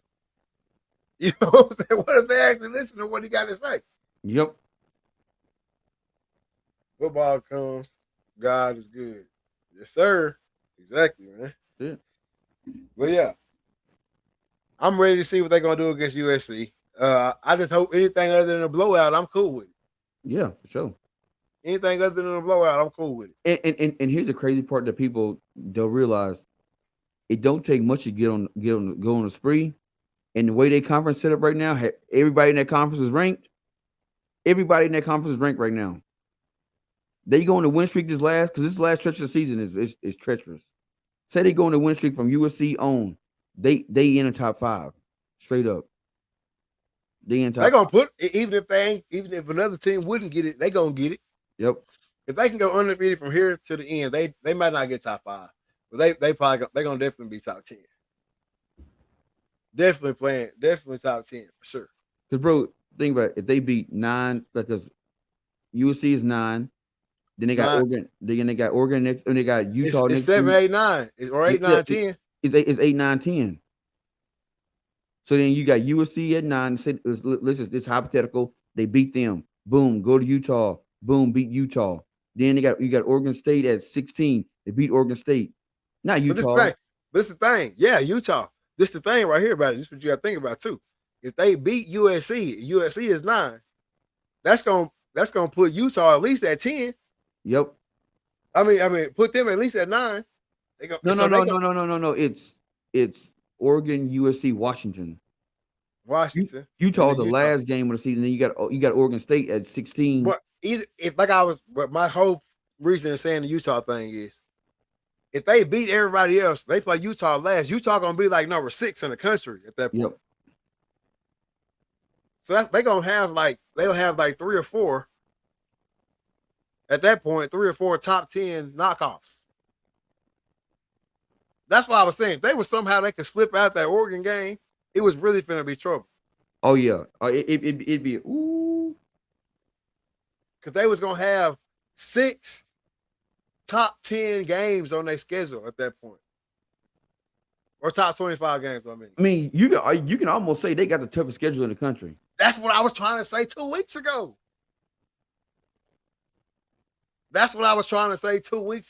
And nobody was trying to hear that. So it might happen though, man. It's Coach Prime versus everybody. They setting them up. However, look at all the transfers that will be there next year. You cannot beat that a man of God. Next year they'll win it all. That's what I think. I think next year they'll win it all, or the next. Next year or the next. Because, bro, I can only imagine the amount of recruits, people hitting that portal is gonna come in next year. Hey, this is what I want to talk about too. Before we move on from Colorado, I was saying this way back when he went to South Carolina out of high school. Everybody sitting there forgot about all the YouTube videos of Shiloh Sanders at all these camps. Him and these cats up at the line, back when he was playing corner. Him and these cats up at the line, pushing them all up out of bounds. They couldn't even run their routes and all that shit. Everybody seems to have forgotten that. Whenever the whole Colorado thing first popped off, everybody's talking about Shedeur. I think Shedeur is great, and I think he's the second best, if not the best, quarterback in college football right now. Okay, cool. But everybody played my boy Shiloh. But like he just on the team. He's not playing Saturday. I know. But just like he ain't, like he wasn't that guy. Like he just on the team because his pops is the coach and all this type of shit. You know what I'm saying, bro? He is number 1 in solo tackles in the Pac-12. He like top 5 or top 10 in total tackles in the Pac-12. Only guy with a pick 6 in the Pac-12, and I think he up there on the interceptions or whatever in the Pac-12. Like he a top safety, top player in the whole Pac-12, and everybody want to act like he just the Dookie son. Yeah, you know what I'm saying? Yeah, I'm like, what y'all looking at? And Headache Gang CEO, he started that way back when, and you see what he was doing against Oregon. He hurt himself. Swacking folks. Exactly. So, shout out my boy Shiloh, man. I just wanted to put that out there because I think he got slept on. Little League in Texarkana, you can see them too, was the truth, hands down. Who you talking about? Shiloh and Shedeur. Oh, Shedeur. They came down here and played? I think they went up there and played. Yeah, I wanted to put that out there before we moved on from the Colorado. We got Caleb Williams. Hold up. Yeah, we got Caleb Williams not playing for a bottom team. USC K. Williams says it depends on who has the number one pick on whether he enters the draft or not. I don't blame him, bro. It's too. We've seen too many good quarterbacks go number one overall because he'd go be number one overall. And about 3 years they done. Especially if they go to the Browns, if they go to Texans, if they go to what's another team? Well, the Texans ain't drafting the quarterback twice in a row. Well, the Texans won't. But there's several teams out there that you just don't want to play for. And I forgot which team he said if they get the number one pick, he definitely not going to go to them. Well, it don't matter. We know trash teams, and we said it before. We had a whole episode about it. Really, that look how many QBs the Texans have killed. Look how many QBs the Browns, bro. In the last 20 years, the Browns had like 40-some quarterbacks. Tragic. I think, and we're gonna start seeing this a lot more from all positions, not just quarterback. Like at one point, the NFL was definitely the end goal, which is still is. I'm sure the NFL still is the end goal for most college football players. But it was kind of like I gotta have it. Mama at home, brother, sister, baby mama, whatever at home. If I don't make it in this league, I don't know what we finna do. You know what I'm saying?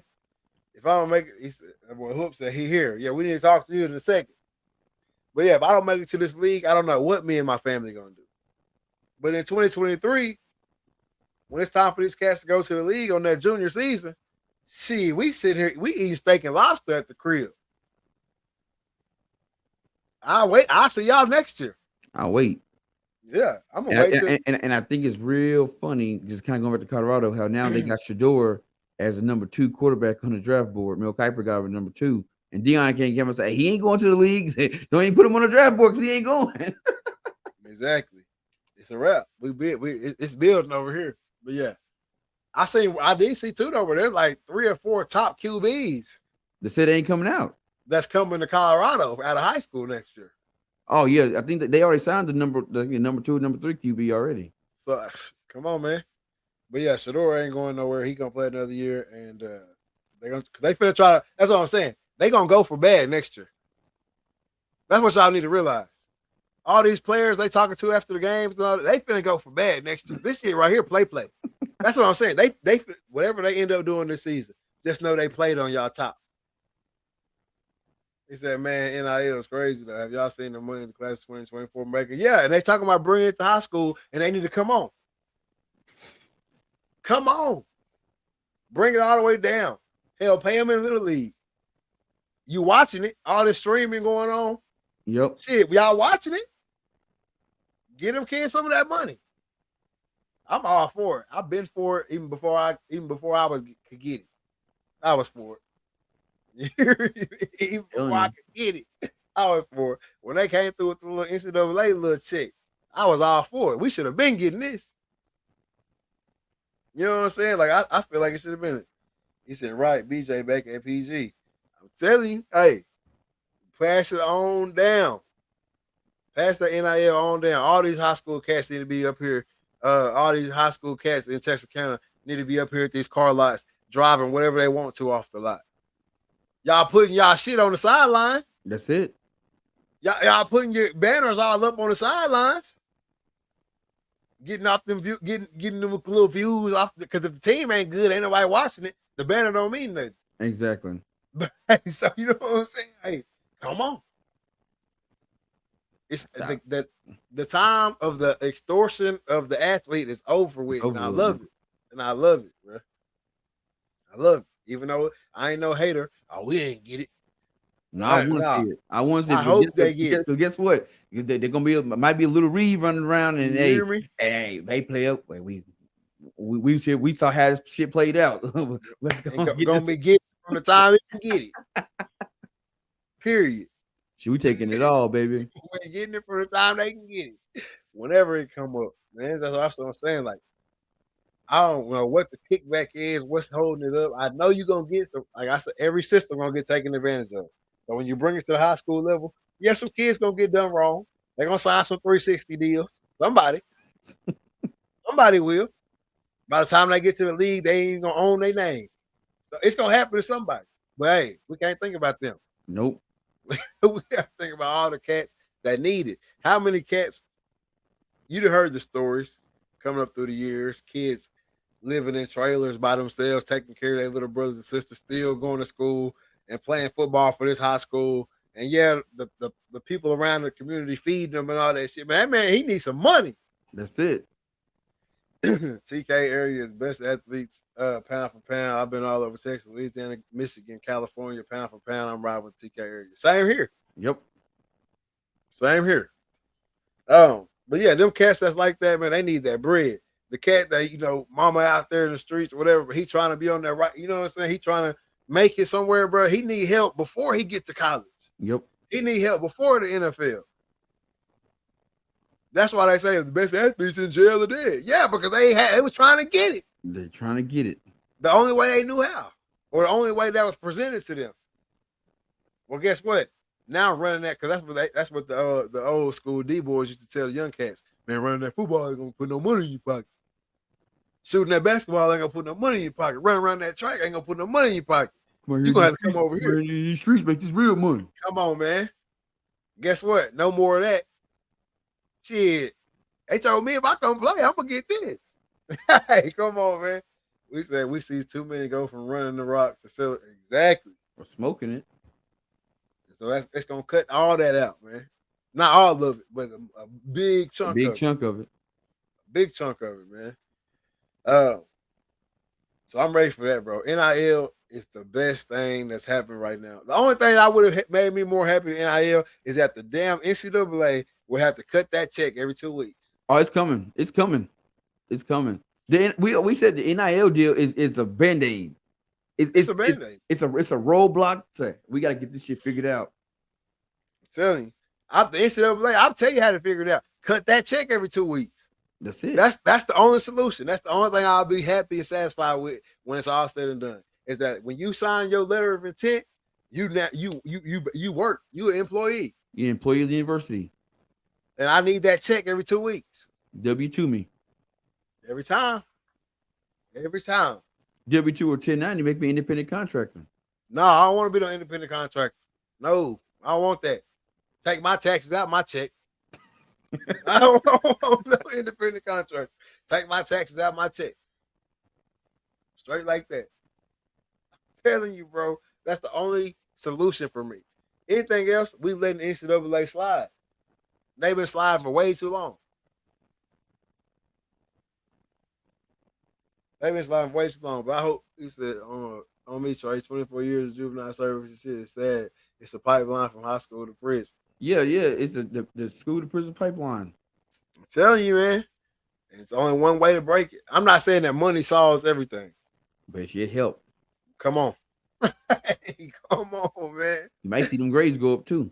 You hear me? Because that can be a stipulation. If you ain't eligible, that check you can't get paid. No check. Motherfucker be in study hall with their folks self, baby. They gonna have to beat them with a stick to get away. You know it. They're gonna be telling them, you know it. You know the information. Go home. Yeah, I don't know about I got a family. I don't know, man. This algebra still whoop my ass, man. You hear me? But that get there, man. Go run that back one time. They talking about this check ain't gonna clear. Talking about this check ain't gonna clear. I need that. For real though, man.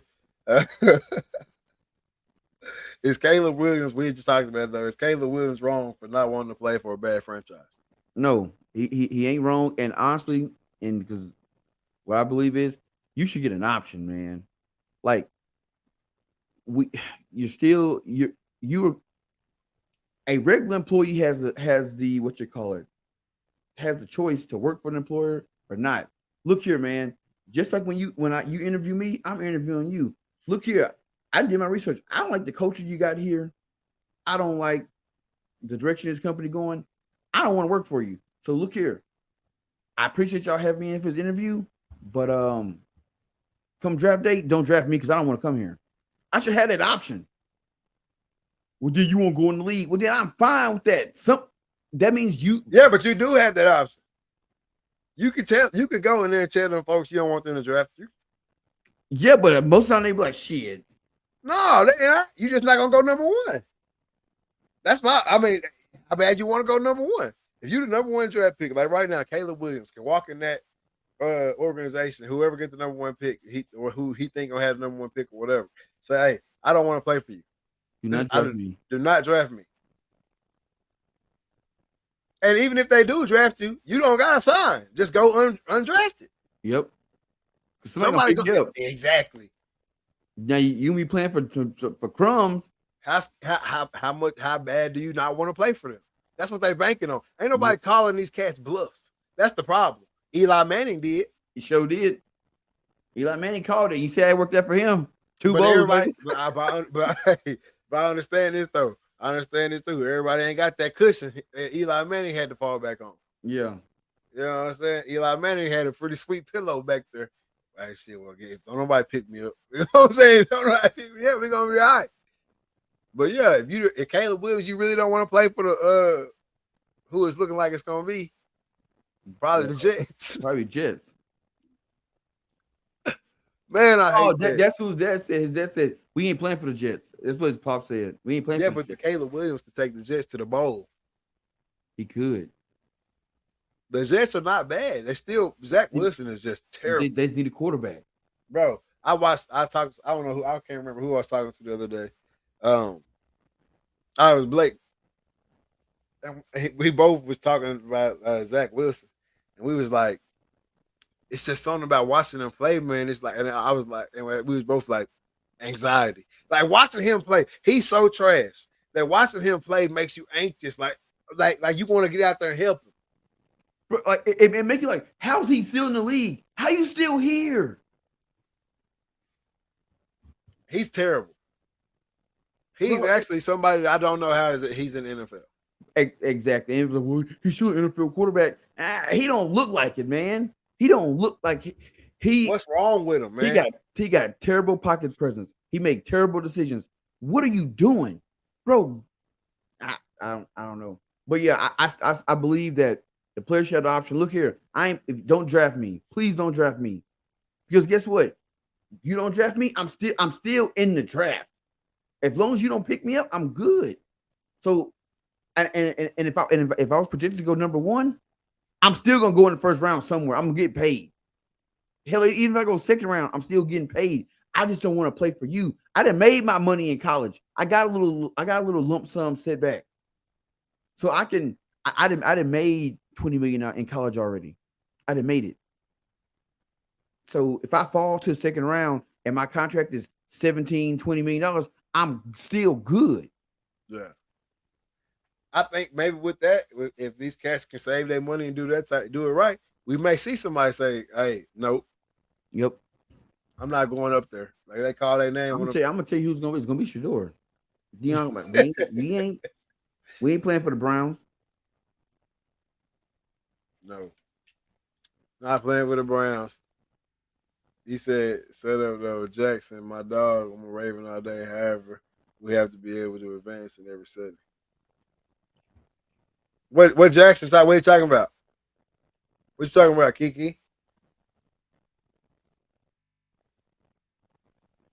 Yeah, I don't know. I just think that with this NIL and these players actually having some money in their pocket, it's not such a drastic, I need to go to the league right now, or I have to go number one. I got to get this certain signing bonus. Money at that point becomes a non-factor. At that point, if you play if you was 4 years of being the guy somewhere and getting the millions, the NFL at this point, I mean, if you don't love the game, you ain't got to go. And that may have been a bigger holdup on this whole thing than we even thought about. And if you've been a guy at say a USC for 4 years, guess what you can do? You can I can not go to the league and I can step right in to be a coach at USC. Mm-hmm. Mm-hmm. Not advancing as a player, not advancing still the same player. Are you talking about Lamar? Yeah. Yeah, but I mean, you could argue that he MVP. So why would he change? I mean, I think he throws the ball with the best of them, and he run better than everybody. I just don't think that you can't stay. No matter they gave him the money or whatever. But once it's bad blood in the org, it ain't it's like going you and your boss get into an argument and y'all fighting over something or whatever, and then whatever you was so whatever you was mad about, they agreed to it, but now shit had been said. They exactly. came out and said all kind of shit about me. Now you want They me to already go out there and play told for you you? wasn't worth. They already told you wasn't worth what you was asking for. So you know what I'm saying?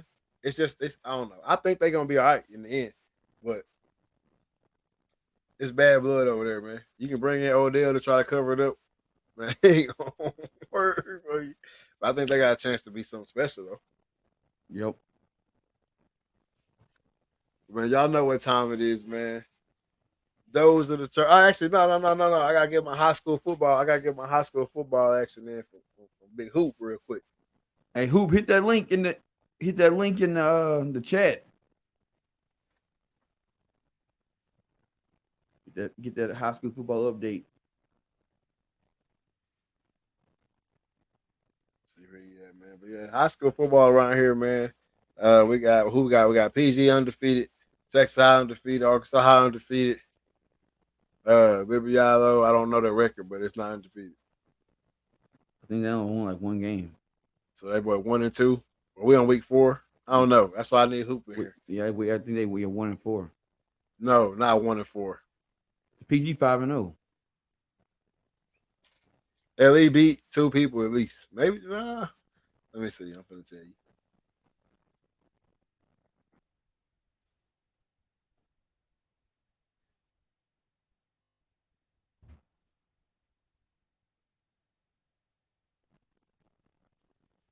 Who must have got off? Well, yeah, I know They 1-3. They 1-3. 1-3. I about to say that is 1-4. Yep. They lost to Henderson, lost to Paris. They beat Atlanta last week, and then they lost to Sulphur Springs, I think.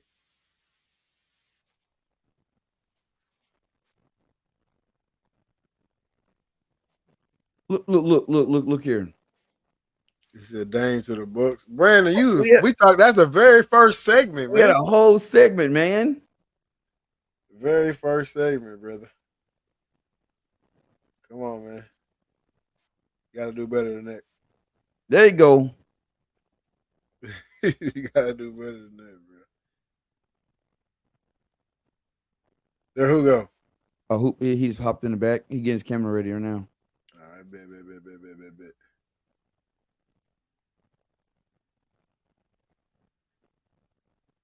But yeah, man, the local football, man, has been crazy this year. At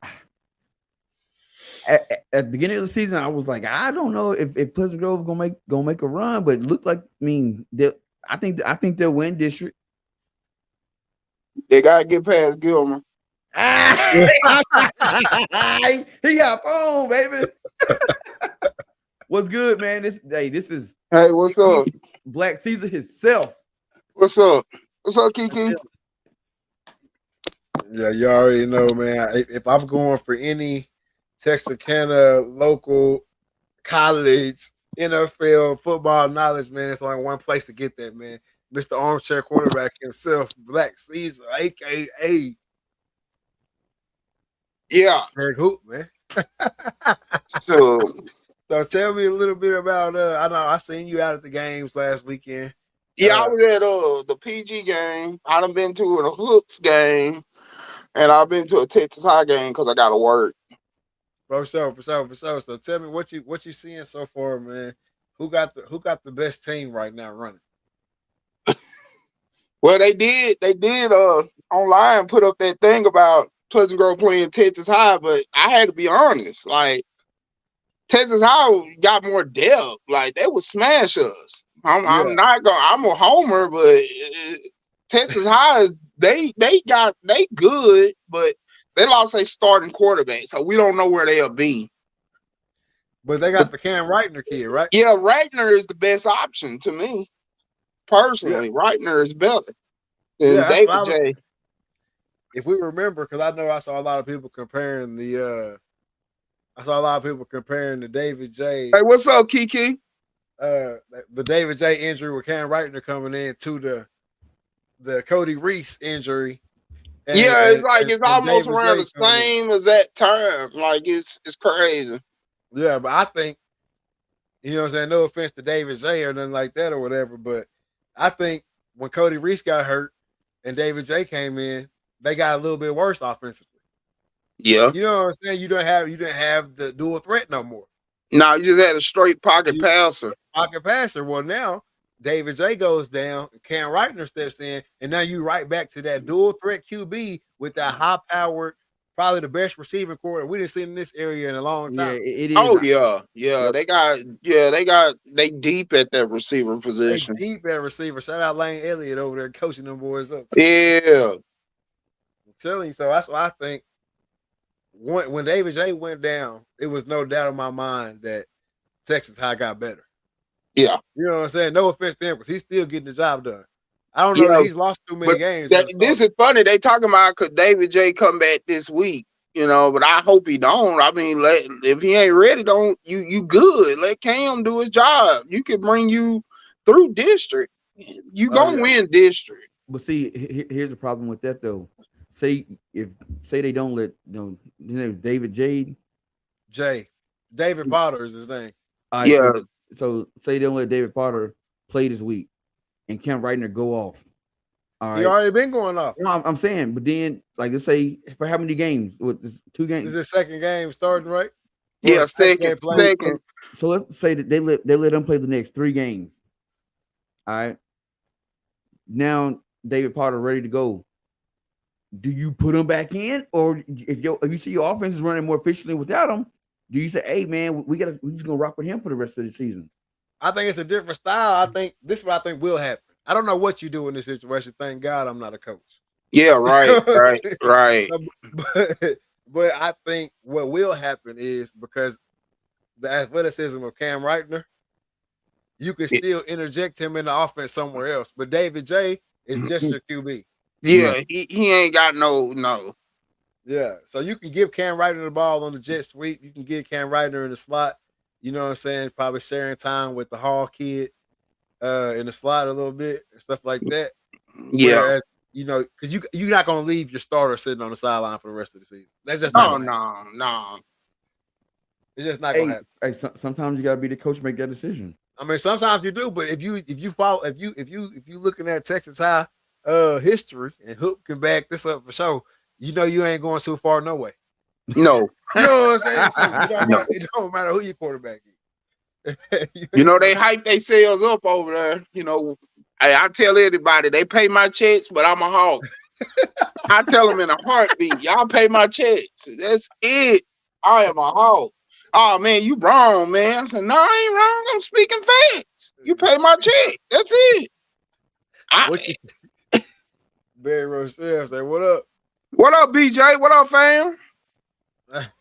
That boy hopping on late. Boy, I need to be in the bed. Yeah, you gotta get ready. You got game day in another day. Hey, for sure. Yeah, I'm gonna check it out. I know we're supposed to be getting in that gym too. You know what I'm saying? He don't want to talk about that. You don't want to talk about that, Yeah, but nah. What you see at the Grove Friday, man? I know they play. Who they play? Pairs dominant. They dominated them. They ain't really been tested since Brockton was just minimal mistakes. Yeah, that's it. I mean, who they first test? Gilmer. Damn, that's like the second to last game, man. No, that's next week. After next week. Okay. That's first district game, ain't it? Yeah, first district game next week, and that's wrong. Like I feel like that's bad. That's gonna be tough to come out. Yeah, they should have had that game for the last district game because it's gonna determine district champion. Exactly. Yeah. I remember back in the day, it used to be like that. They would have the 2 best teams in the district. They had them. They played each other last. Even if it didn't come down to that. But for the opportunity to, the last game of the season is with the 2 best teams. But it was like that for like 2 years. I don't know why they changed it. Yeah. But They if I'm PG, I'm glad it's first. really, get it out the way. Yeah. Yep. Now I We either gonna know. win it. We either gonna win it or we're gonna lose it. Gilmer You know what I'm saying? struggled like for 2 games. They struggled, but they seem like they back. But who knows? I mean, dude, they got blew out in the first 2 games. Yeah. So, but Yeah. I have always said this: is winning district important? Should you just take that game and play Carthage by the 4th round, or do you want to see Carthage in the 3rd round? I mean, you gonna I say, I mean, yeah. If it's me in high school football to this day, I want them as late as I possible. don't give a damn about winning no district. No, I don't Nope. care about winning district. District don't get you nothing. I don't Nah. care about a better seed possibly. Because what a number 1 seed will get your ass in high school playoffs Beat is against the that first team. round. Exactly. Against that team who done just got together. They done Yeah. finally put it together. Yeah. Snuck on in there. That's what being number 1 seed to get your ass. Hey, Oh, yeah. I'm gonna tell you, 07 when we scooted in last. No, not 07. Yeah, 07 we was what 2 and whatever the hell we was, and scooted in. We ended up going 3-4 rounds or 3 rounds deep. I'm telling you. Get your ass knocked out. People wasn't expecting that though. Nope, Y'all got to get just, at the end. just jailed at the end. I don't care about being no first seed. That we got to get there. We got 6 games to win it all. Yeah, 6 in Yep. Texas. We got to win 6 games. I don't care about the rest of them games. I mean, I got to get in there. But you know what? Texas should go back to how it used to be though. Back in the day, it used to be whoever won district was the only one that went to the playoffs. Yeah, that's way back then. That's way back in the day, and they can't do that because there ain't enough money in it. No, it ain't. Yeah, there but- ain't enough games. Ain't enough games. But you sometimes have these teams that don't even deserve to be in the playoffs get just smashed. But look at Texas High, like he just said. Texas High won district last year. Had a home playoff game against Terrell and got beat. I'm telling you. That story of their life. And look, That is, but they were talking, and I came to work next day. I said, "What happened? What happened?" Oh, we don't want to talk about it. I was okay. he said, "Man, PG looked good though, for real. It was 1 or 2 teams. Then Derek. Oh yeah, back then it was 1 or 2 teams. Hey, check this out though. Speaking on that Texas High home game last season, that's what I'm talking about on that number 1 seed. Yeah, You know what I'm saying? That 1 seed get you up against a Terrell team who put it together at the end of the season, yeah. and they didn't got on your head. The coach done hyped them up. We ain't supposed to be here. It's raining. Just go out there and have fun. And they done had fun. They done had fun right over there in Rose Hill. You know what I'm saying? So if I'm a high school coach right now, bro, we getting better all season long, and all we got to do is get in there at number 4 seed. Yeah. Y'all think it's bad in Texas with 3 teams getting in South Dakota. You can be 0 and 10. I don't want a couple PGYA championships like that. Hey, everybody get in the playoffs. You can have a goose egg at the end of the season, ain't won a game, and slip in the playoffs. Last year had a team.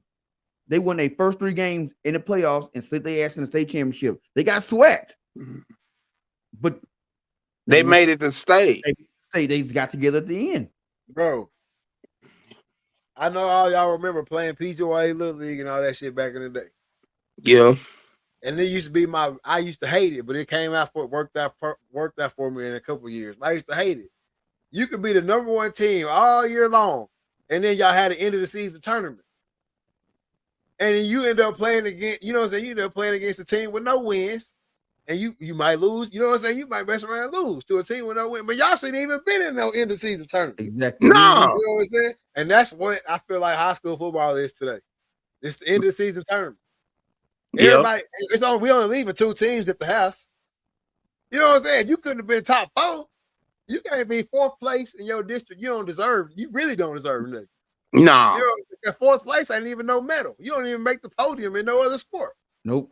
You don't even get no recognition for making 4th place. But Yeah, Kiki said, "Hey, we say 4 teams go to the playoffs now." That's what I'm saying. yeah, You can't be 4. 4. You can't be 4th place. You don't deserve to even be. Your coach didn't And retire. sometimes the 4, like he said, the 4th place is sometimes one of the better teams in the district.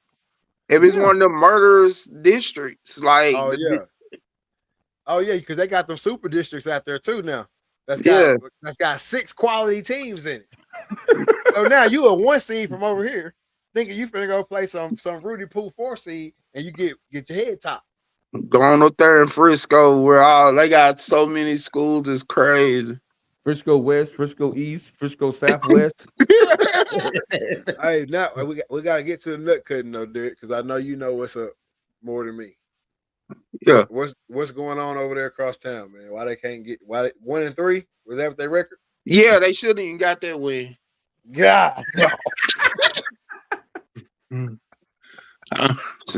what's going on with them? I'm speaking there because I mean I don't understand how they beat Atlanta, and Atlanta was good, but they'll make the playoffs probably, but it'll be ugly. They gonna lose to the topper teams in the district. It's even crazy to say North Lamar got a better record than Liberty Allo right now. I haven't. What's been a deal over there? Coaching. Coaching. I done heard that a lot. Coaching. Culture and coaching. It's the culture and the coaching. They'll like you are hearing on the cover, people mad. They'll talk about, oh, y'all got all our dudes at Pleasant Grove. If a dude leaving 7th and 8th grade, he is not your dude no more. I am sorry. He is a Pleasant, and if he on every interview hyping up I love it at Pleasant Grove and the culture is better. Like, come on. And I seen, matter of fact, Friday, seen a couple kids that went to TMS at Pleasant Grove in the 9th grade. Yeah. Oh, we go out here now, Mr. Hooper. That's all cool. Good. You'll like it. Hey, I'm looking at their schedule right now, and they got Spring Hill next. Oh, they'll win that. They got Spring Hill, then they got Gilmer. They'll lose. Then they got Pleasant Grove. Oh, yeah, they'll lose that one. Pittsburgh. May lose that. That'll be a good one. That's probably gonna be a good one. And then North Lamar. If they don't, Liberty Island may make 3rd or 4th seed. They have to, no matter what, beat Spring Hill. Yeah, because if they lose lose Spring Hill, it's over with. Yeah, North Lamar getting in because North Lamar might beat them. North Lamar just ain't got nobody. This is my thing right here. North Lamar has nobody to cover Prevo. If they lose to North Lamar, neither does Spring Hill. Spring Hill has, and I know they got more weapons than Prevo. I'm just saying, Spring Hill literally has nobody to cover Prevo at all. Yeah, they still got a few though. No, don't get me wrong. It's just the coaching over there. It look like they out of place. I switch like a few athletes ain't gonna get you no dubs today. No, nope. Not just having a few athletes. That ain't gonna get you no dub. You gonna have to have a complete team. You got, especially nowadays, whenever you finna go against a team that's got 5 or 6 D1s on it, you gonna add, you know what I'm saying, your 2 or 3 D1s today don't mean nothing. Nothing. So you got, I don't give a damn if you got the number 1 player in the country. If he ain't got nobody coming with him, it's over with. Yeah, And looking at the record, you seeing results of that. This ain't the game that everybody said, like that homecoming game got canceled because of weather. He was like, oh, that could have been a win for us against Mount Pleasant, but you don't know that, you know. Could have been an L for your ass too. Yeah, because you really don't know, you know, because you start out good, but it's how you finish. They start out okay, it just they their own worst enemy sometimes. And I think the one problem is they don't have a true quarterback. I haven't got to watch the Pipes kid really, so I don't know. I know he's a hell of a third baseman, but I don't know what. I thought he got hurt. No, well, from what I saw, he played. Yeah, he played Friday. Yeah, so I seen the pictures or whatever, but I haven't sat down and watched them actually play yet. I don't even know who that backup is. Someone told me they should start Prevo. I said, you take away your best athlete and put him behind center, who you gonna have catching the ball? Exactly. They got the Neal kid over there. Yeah, Jaden Coleman that came in from Alabama. Yeah, we gonna get to Brandon. What are you talking about? What about Arkansas High? They gonna do anything in the playoffs? Shoot, Arkansas High is the shocker of the city, and that's good to see them back. Yep. I'm glad too. I ain't gonna lie to you. But we keep saying this. If you go back and listen, we said Arkansas High is a dark horse because don't nobody know what No, they I got. said Arkansas High was going to be the best team this year. Oh, I you said did? in the very first episode we ever talked about high school football. Yeah, cause like he said, like Nick said, wait till the Arkadelphia game, and they proved it against Arkadelphia. Yeah. Yep. I'm telling you, I said they was going to be the best team in the city this year. I didn't know what they had either. You know what I'm saying? I didn't know what they was going to come out with either. He said, no, they're not. They actually got a real coach. Yeah, they do got a real coach. Yeah. But I knew that this is the year, if they're going to do it, if this coaching staff going to do it, it's going to be this year. Because you can't watch film on this team. Yeah. You know, now that they're in week 4 or week whatever it is, now you got some film on them. But up until this point, you had no film on this team. That team that they was last year is not that team that's out there on that field this year. No. And it's just one guy that's new, and that's the Telly Wells. And we all know what he did last year in Texas. Shoot. I'm still a firm believer that anything, if you can do it in Texas, you for damn sure can do it in Arkansas. Yep. Yeah. So PGAI has the best coaches hands down in the shows. I think Texas High might have a better coaching staff than both of them. Yeah. Yeah, they got deep. They deep. Texas High do have a nice staff. Yeah. But they treat their people well. They hired 2 of their former players to be on their staff. Yeah. Oh, I forgot Dennis Johnson over there. High, yeah. Yeah. DJ over there. I don't really know too many coaches. Outlaw. I know Outlaw. I know DJ. I know. Is Robisky still there? No. He had Camden, I think. Fairview. Something like that. I think that older coach, that older black coach is still there in Arkansas. Oh yeah, the quarterback coach. Ain't he the QB coach? LG. Yeah. LG, yeah. LG Richards. Yeah. LG still holding it down. Hey, But they you got need that, the Wilson, the defensive coordinator too, is the baseball coach, Coach Wilson over there too. Yeah. Arkansas, I got a good staff. PG got a good staff. You can't deny their staff. Yep. Nah. I'm just not with all that. You know, I need a little bit of rough around the edges. They a little bit too put together right now for me. But you know, my boy Trey over there now, so they got a little bit of of that old school grow over there too. So. Yeah. See how they got playing South Oak Cliff every year. South Oak Cliff will beat the dog Dookie out of Texas High, man. South Oak Cliff to play. They non-district prove like when they'll play. They popped the season off with Duncanville. Yep. Then they had Lancaster, DeSoto.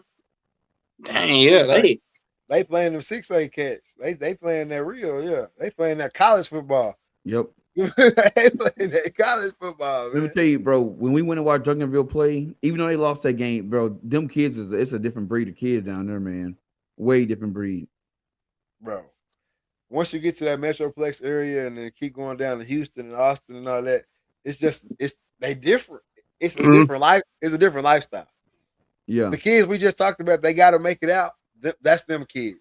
Like, yeah, Texarkana kind of getting like that now, where it's a little rough around the edges, and you got kids getting into grown folk shit. Them cats grow up in grown folk shit. Shoot, especially South Oak Cliff. That's what I'm saying. Like, obviously, every kid ain't like that from down there, obviously, but nah, the majority of them. Yeah. So it is what it is, man. But yeah, I know right now. I'm gonna ask you this too. Right now, if you had to pick a team that could actually bring home the state championship, who you riding with? Realistically, Arkansas is the only one we got on the Arkansas side. So I would say Arkansas High could, because they only got to win 4 games. I think I win 2. Somerville, Beast True, pound for pound, TK is the same, y'all. I don't think it is. I mean, if you had to go with it in Texas, I hate to just say PG because people, I look like a homer.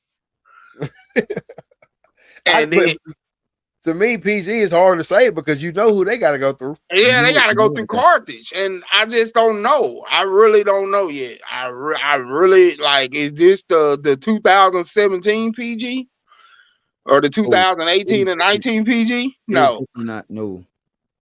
It's not. Like them guys that was a different team. You seen it early. You seen it early. I just think they had. I think that's them 2017, 18, and 19. Man, they just had those outlier guys that they don't have right now. Yep. Nah. Even with like a Corey and K Mac, because that's who I would say is your premier guys on that team right now. Then you got Borley. You can't. But yeah, yeah, you got boys, but he not premier no more to me. Yeah, he not sophomore He not Burley. he not that premier back or none of that. He not the premier back. Like Friday, he had 2 good hits, and I thought like, okay, and one was on a pick, right? Yeah, one was on a pick, and then one was on a defensive play. I said, okay, yeah, that's what I like to see. Hit them fools, like, yeah.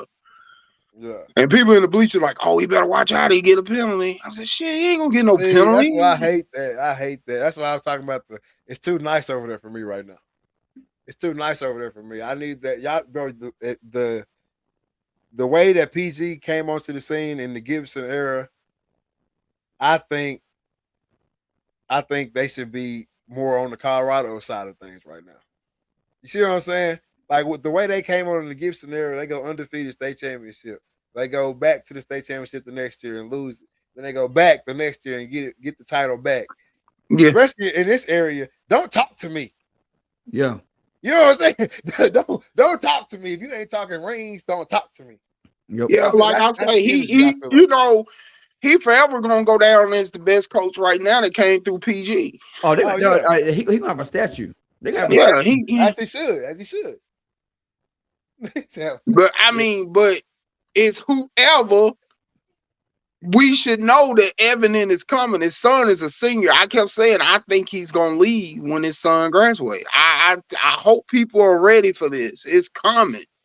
But then someone said, "Oh, the dad." Like I said, yeah, the daddy may be there, the brother, but it ain't gonna be hard for them to get a job, especially him. No, he gone. He need to like. I think he needs to before he get Barry Norton. Yeah, you can overstay your welcome. Yep, I was just gonna say before you get Barry Norton. Barry Norton should have left the year after they lost state. He should have left that year. Yeah, because I think he should have left after Mallet left. After you leave with your cash cows. That's what we can go ahead and say it how it need to be said. Yep. Yeah, because see, like right now, you don't know who's coming up in Pleasant Grove. You don't know. 2023 PGB's Carthage freshman QB versus seniors team. He's gone this year or the next. Brother and wife been ready to go. Hey, I don't know about them beating Carthage. That's because that's not just beating players at that point. That's beating a machine. You got the Lord of the Rings down there. That's a system down there that you gotta beat. That is a different, like now his son is a starting quarterback. That's crazy how long this man been there. Yeah. Yeah, you beating the system when you play Carthage. It's not just about X's and O's no more. They playing that C on that side of their helmet mean a lot more to them than that PG on the side of any one of them players' helmets. Yep. And that's really what it boiled down to. And in any of the games I've seen them play. And I didn't went to college with some cats from Carthage, and the way they talk about how shit ran down there, it mean a whole lot more than just football. It's just a lot different. And you can have that in any town or any city with more than one school in it. Yeah. You know what I'm saying? If it's more than one school there, you can't, because just like we saying. But then again, like what if Texarkana wasn't so big and we had one super high school? That's what he's saying. Yeah, we only had one school. This is like we had Texarkana High. That's all we had. Texarkana High. It's the game of football gonna mean more to you. Because you're gonna have one big ass stadium in town. Friday night, you're gonna have one chance to play. That's it. Right now, if you at PG, and let's start off at the top. Let's just say you at Texas High and you can't play. Go over here to PG and you can't play. Shit, keep dropping. We in an area where you can just keep dropping. Yep. Drop till you stop. Shit, you can't play at PG, go on slide the hooks. You can't play at hooks, go on slide the Redwater. Yeah. You know what I'm saying? Like I'm on this shit every day. Yeah, right. But it's still too early. But the difference between Alabama and Carthage is that the recruiting came through and messed it up for Alabama right now. nobody's recruiting in high school football better than Carthage right now. Yeah, they got the Louisiana border to work with, and all them other high schools that's right around them. Yeah. And a So little, they just eat, they kill, they can get it. They had a kid move from Atlanta last year to that's what go I'm play. saying. Marshall, Atlanta, they coming to here to get kids. Yeah, So offering their parent a job. I'm talking about Tatum. They won all that back in the day because of Longview and Gilman. Yeah, that's what I'm saying. In a town where there's more schools, it don't mean as much. Yeah. You see And what they I'm saying? almost, like, Carthage almost had the kid from Dangerfield, and then that didn't fall through. Like, just imagine if they got that kid. Yep. Mhm. Yep. That's what I'm They saying. just imagine. And from the and like a lot of people say that kid from Dangerfield went down there to Carthage, and it wasn't Dangerfield. Let's just put it like that. It wasn't Dangerfield. You know what I'm saying? You ain't coming in here doing what you want to do and do. Nah, you following a tight ship. You're gonna have to fall in line. And so that's why I think it's gonna be tough for PG to go through them. But I Nah, think Arkansas might have a chance to win it, which I don't know nothing about Arkansas football, and I hate that, but I don't. I think Arkansas got a chance to win it, and I think honestly Pleasant Road got a chance to win it, and it's looking like Hooks might have a chance to do something down there too. shoot, yeah, Hook's looking good. See, I know Arkansas. They got to go to like Lake Hamilton, who's always the powerhouse in Arkansas. But what I will say was I didn't know this, but I got me a little Arkansas insider. All for the past like 5 years in the playoffs, it's private and public schools together. Yeah, because they have Pulaski Academy in there. Not no more. This year. It's just the public schools in the playoffs. So it might be Arkansas High. What I said at the beginning of the year, kind of just putting it out there, might actually come out and be for real. Shoot, they lose. They shouldn't fall off. Arkansas High got some talent coming up in their younger grades. Exactly. Yeah. It's just keeping them there, and that's how you keep them there is winning. Yeah, winning cures a lot. Winning cures everything. Yep. And the uniforms too. They wearing Nike now. They ain't wearing whatever that little brand was they was wearing. Rydell. That was all Barry Norton trying to be basic. Hey, oh, you can't boy. wear that, man. You can't wear that. You gotta wear what the kids want to wear too. Yep. You see PG, what they didn't chrome the helmets out. Chrome gold. Building the Field house with a scoreboard. Yep, right in front of the stadium. I'm keeping the kids there. Regardless, whatever we gotta do, we gotta keep the kids here. So You got to spend that money, man. I just think they're gonna fall on bad times. Like the well gotta run dry eventually. I think it's coming. It's coming. They're gonna see it next year. I think you definitely see it when you get a QB change. Your next QB change is gonna be the biggest QB change in a while. That's what's gonna get it. When Akari gone and it's the next man up, that's when you're gonna start to see the They gonna unless they get a miraculous transfer in. Like they got to get a transfer in.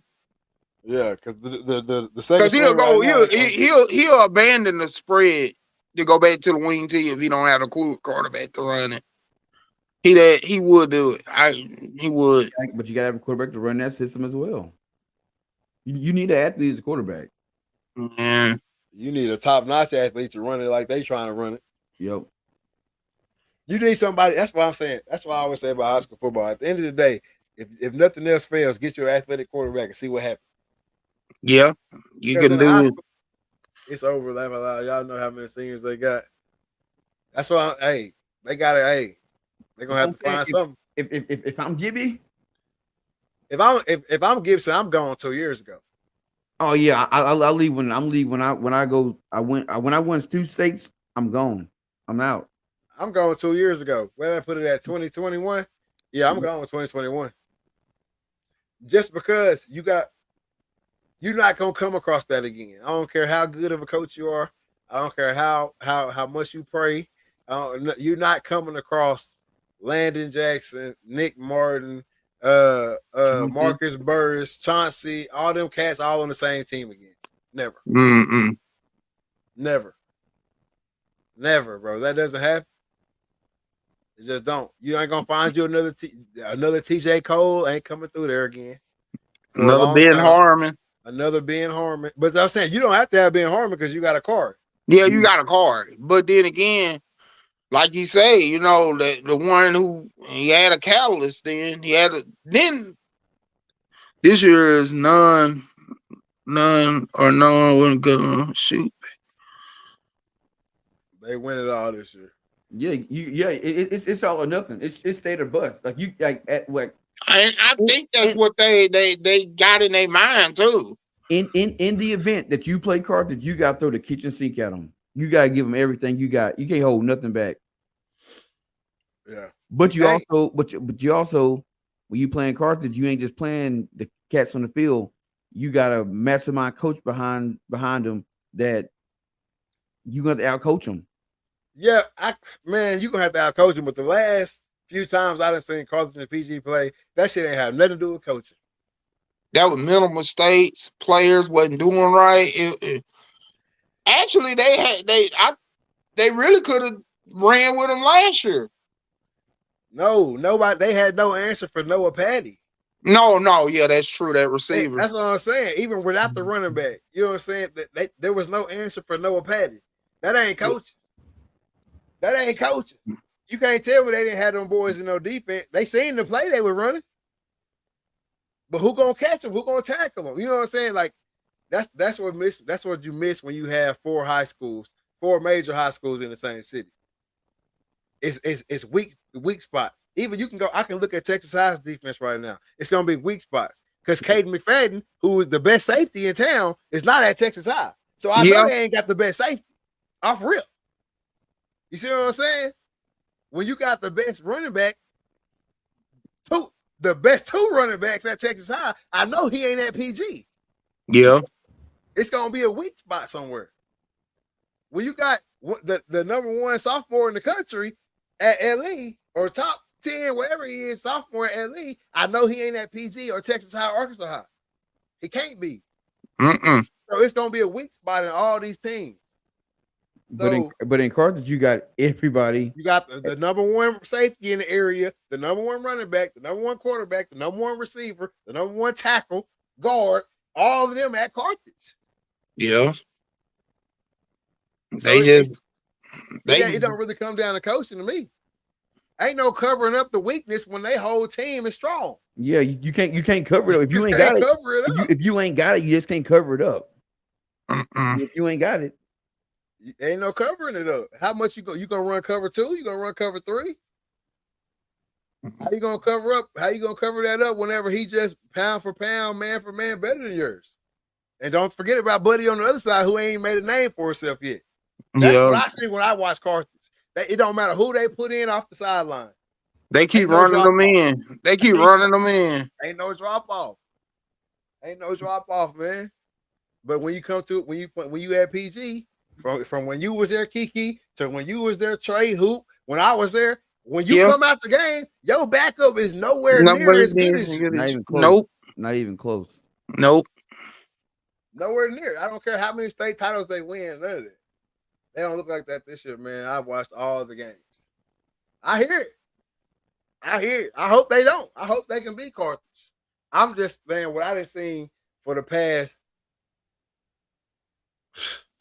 They've been playing for what, 6 years running now? Four years running now. Yeah. Now that 1 year when it was packed at the stadium that first year, and I'm like, oh man, we giving them a run for their money. We could pull this off. Then that little throwback pass, that was the key play of the game. That throwback pass, a signature Surratt play, and then it just went downhill. Downhill from there.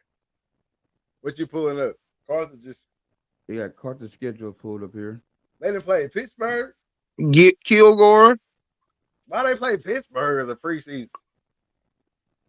Gotta give everybody a little taste, I guess. 30-27. Oh, Kilgore can't. Hey, Kilgore wasn't playing with them boys. No. 42-7. Kilgore good themselves. Yeah, Kilgore good. Kilgore good. Bullard 45-14. I mean, they scored Yeah, them see, points on the board. after Kilgore, that was their only struggle. Shit, they went down to San Antonio. Who they play in San Antonio? That Christian school? Cornerstone Yeah. Christian. I ain't giving them cats no respect after I seen what came up here and played PG. I ain't giving that no respect. I'm telling you right now. They beat Marshall, and Marshall of what 5A? Yeah. Marshall like, ain't the same Marshall. That's like beating Mount Pleasant. And then Bullard, I don't know nothing about Bullard. Bullard, ain't they a fairly new school? Nah, they been Like around a while. Like 2013 new. I mean, when I say that. Yeah. Yeah, Bullard, I know they had some nice facilities. Then they gonna play Brownsboro. That should be a game. Brownsboro 4-1. Canton, Rusk, Center, and Van. They gonna run through that district. That's their district. They district Garbo. Terrible. Yeah, man. That's PG's best shot is that they district is garbage. Also, it's a realignment this year too. Or next year, realignment. Yeah. And if I'm Gibby, I'm going with it. I'm waiting for the realignment. Then I'm go because who to say me? It's LE dropping down. LE gonna drop down, but who they gonna replace LE with?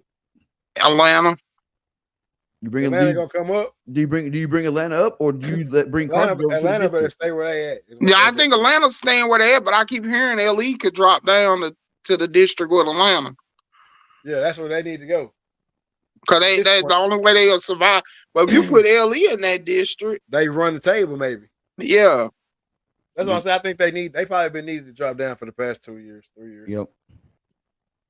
But could we see Carthage in? They will never put PG, Carthage, and Gilmer in the same district. That'd be dumb.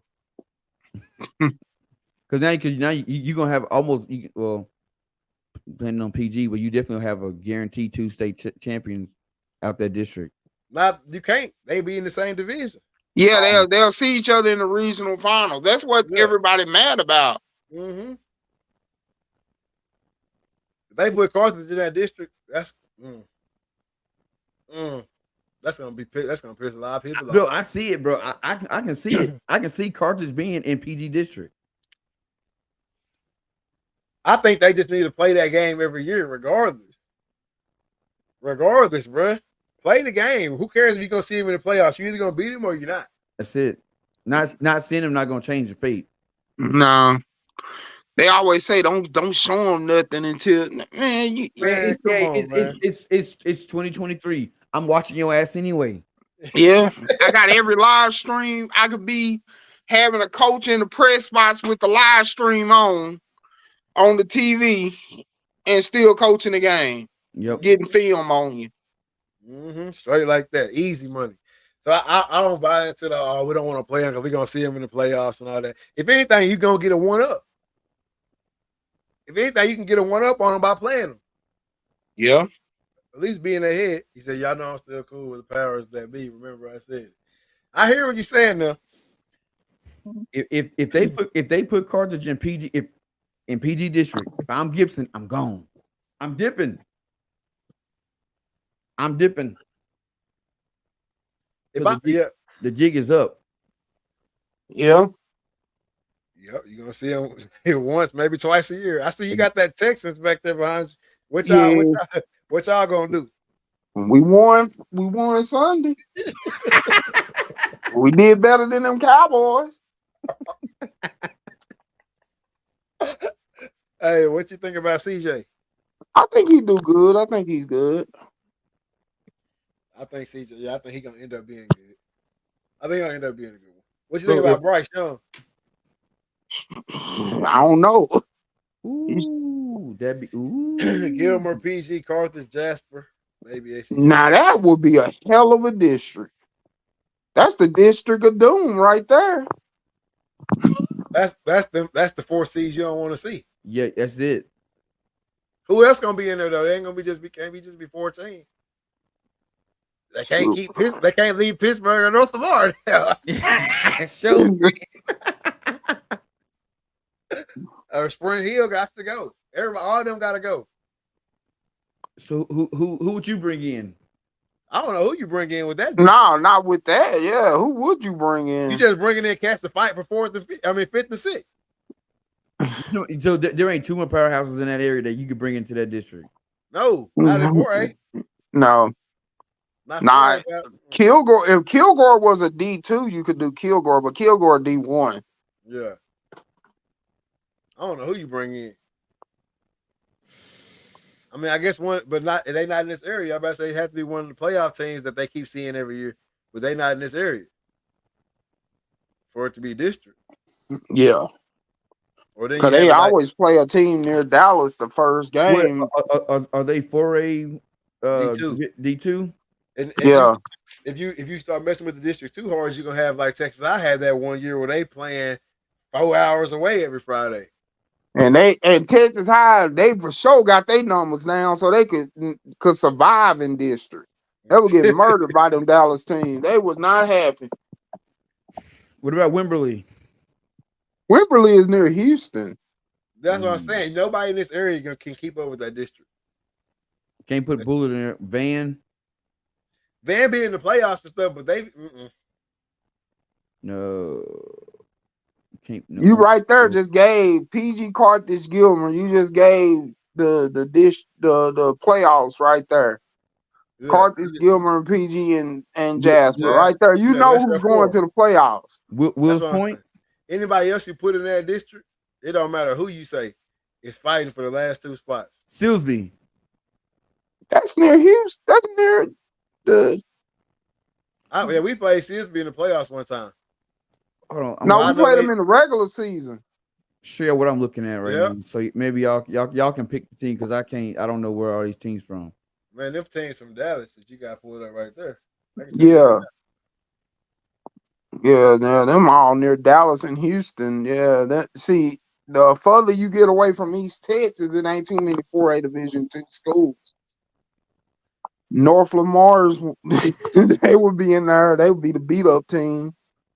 I guess you leave North Lamar and Pittsburgh in there. You basically got to. You got to, yeah. Because everybody else has dropped down to 3A. But see, North Lamar needs a change. I really think North Lamar needs a change. They probably need to drop. I wonder what their enrollment look like. I feel like they've been bottom of the barrel for too long. Yeah. Yeah, them all teams.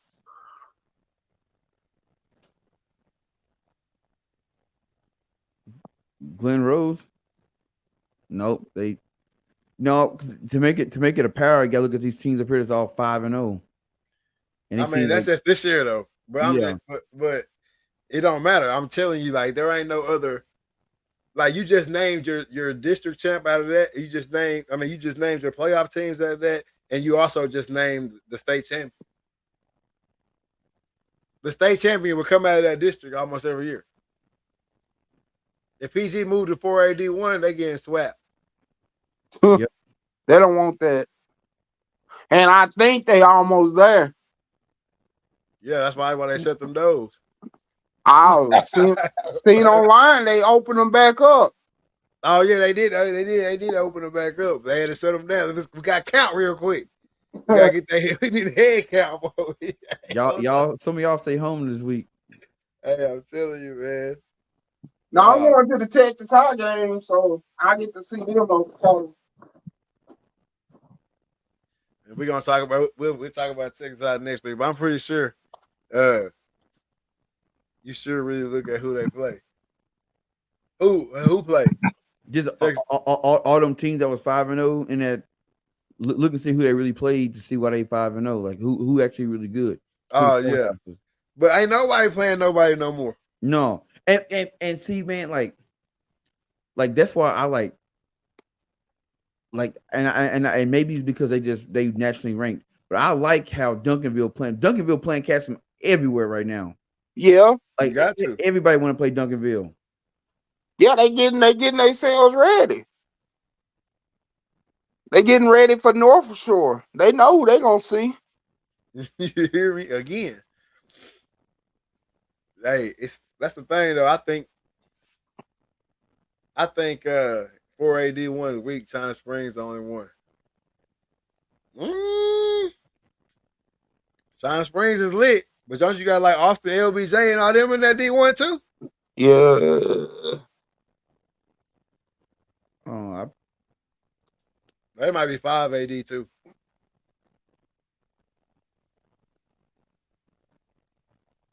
you said 4AD1? Yeah. Got Pears, Kilgore. From this area, you got Pears, Kilgore. Really, Carthage dropped their numbers to go 4AD2. They were 4AD1. They were D1. Yeah, and they went to 4AD2, and that just killed. Like, it was good that Pleasant Grove won them state titles because they probably wouldn't even have one now. Facts though. So Wilmer Hutchinson, Brownwood, Chapel Hill good this year. They ranked number 1. Kilgore. Solana baseball school now. Panther Creek, Bay City. Yeah, I don't know nothing about them. I thought what's the name of them was 4AD1. Sulphur Springs. Estacado. They baseball too though. Dallas Carter. Anna, Lakeworth, Uvalde, Vider. You really can't tell. Like you said. Yeah. La Vega. All these cats of baseball that I know of. That's how I know China Springs too though. Yeah, China Springs right there. Yeah, that's how I know China Springs too is baseball. See, Yates basketball. Yeah, they got Austin right there. I think that Austin might be LBJ. I think that might be them. Glendale, Palestine. Yeah. They just community. That's what CJ at. It's so crazy to see when I've been looking at these teams like or this list of teams like this, like how many teams that fell all the way off. Yep. Kaufman was winning shit for a little second. Yeah, that's over with. Yep. Shit, 4AD1 might be the move, but I can guarantee you if PG was to slip up and move up to 4AD1, they got 1 year to win it before Big Daddy Surratt before Big Daddy Surratt come a knocking. Yeah, again. he coming back. Yeah, he'll come back just for that. Just for that. You know, just to ruin the party. I'm telling you, bro. PG got the winning them jokers back. He dropped down. He had to show him, hey. Let me go and stop this one time for the one time. But no, because like I remember when Carthage was D1, they won it the same year as Gilmer, right? Yep. Or something like that. Gilmer played for it and they won it. I think they both won it the same year. He said, I'm on my 4AD1 PG will take over even next year. We'll see. We're gonna see, man. Anything, I ain't never betting against Carthage. Nope. So we're gonna see. But if they can slide up 4AD1 with no Carthage, and obviously get past the China Springs team and the Austin LBJ team, then they'll be sick. But they won't see Austin LBJ till the finals. Till late. Probably. Yeah. Based on where they at. Yeah, it depends on the seeding. Yeah. So hopefully they can get that, man. But we appreciate you coming on tonight, man. Getting us updated on the area and high school football, man. Oh, no problem. Oh yeah, we'll see you on this thing next week. All right now. All right. Already.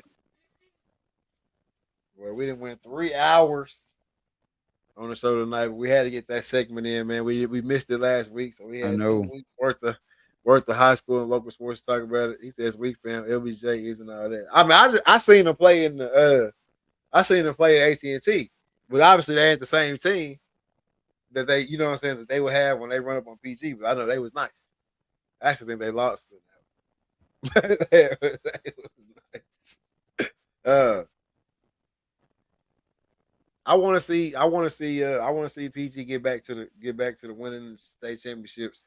Obviously, whenever Surratt and the Carthage Bulldogs moved into 4AD2, I kind of knew that was gonna be a halt to winning rings or whatnot. But hopefully they can get back there, man. For sure.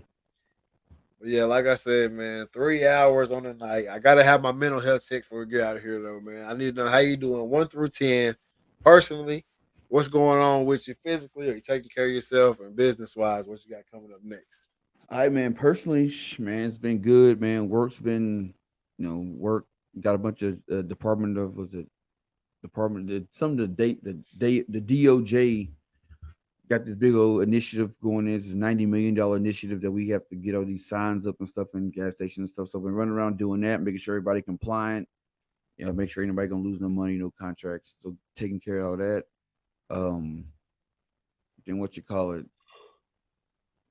night Love fam you too, my wife. for Love you sure. too. So just been really chilling, man. Watching football, relaxing. So personally, man, I'm sitting about a 8.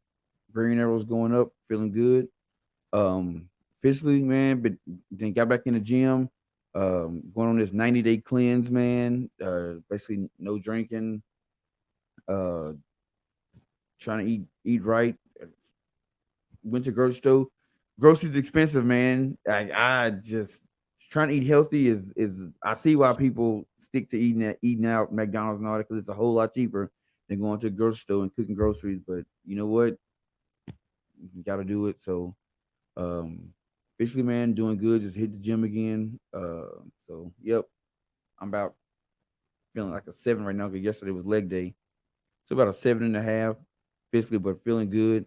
And then business wise, man, dude, just I say it every week, man. The podcast is just going nuts, man. Show after show after show. Just I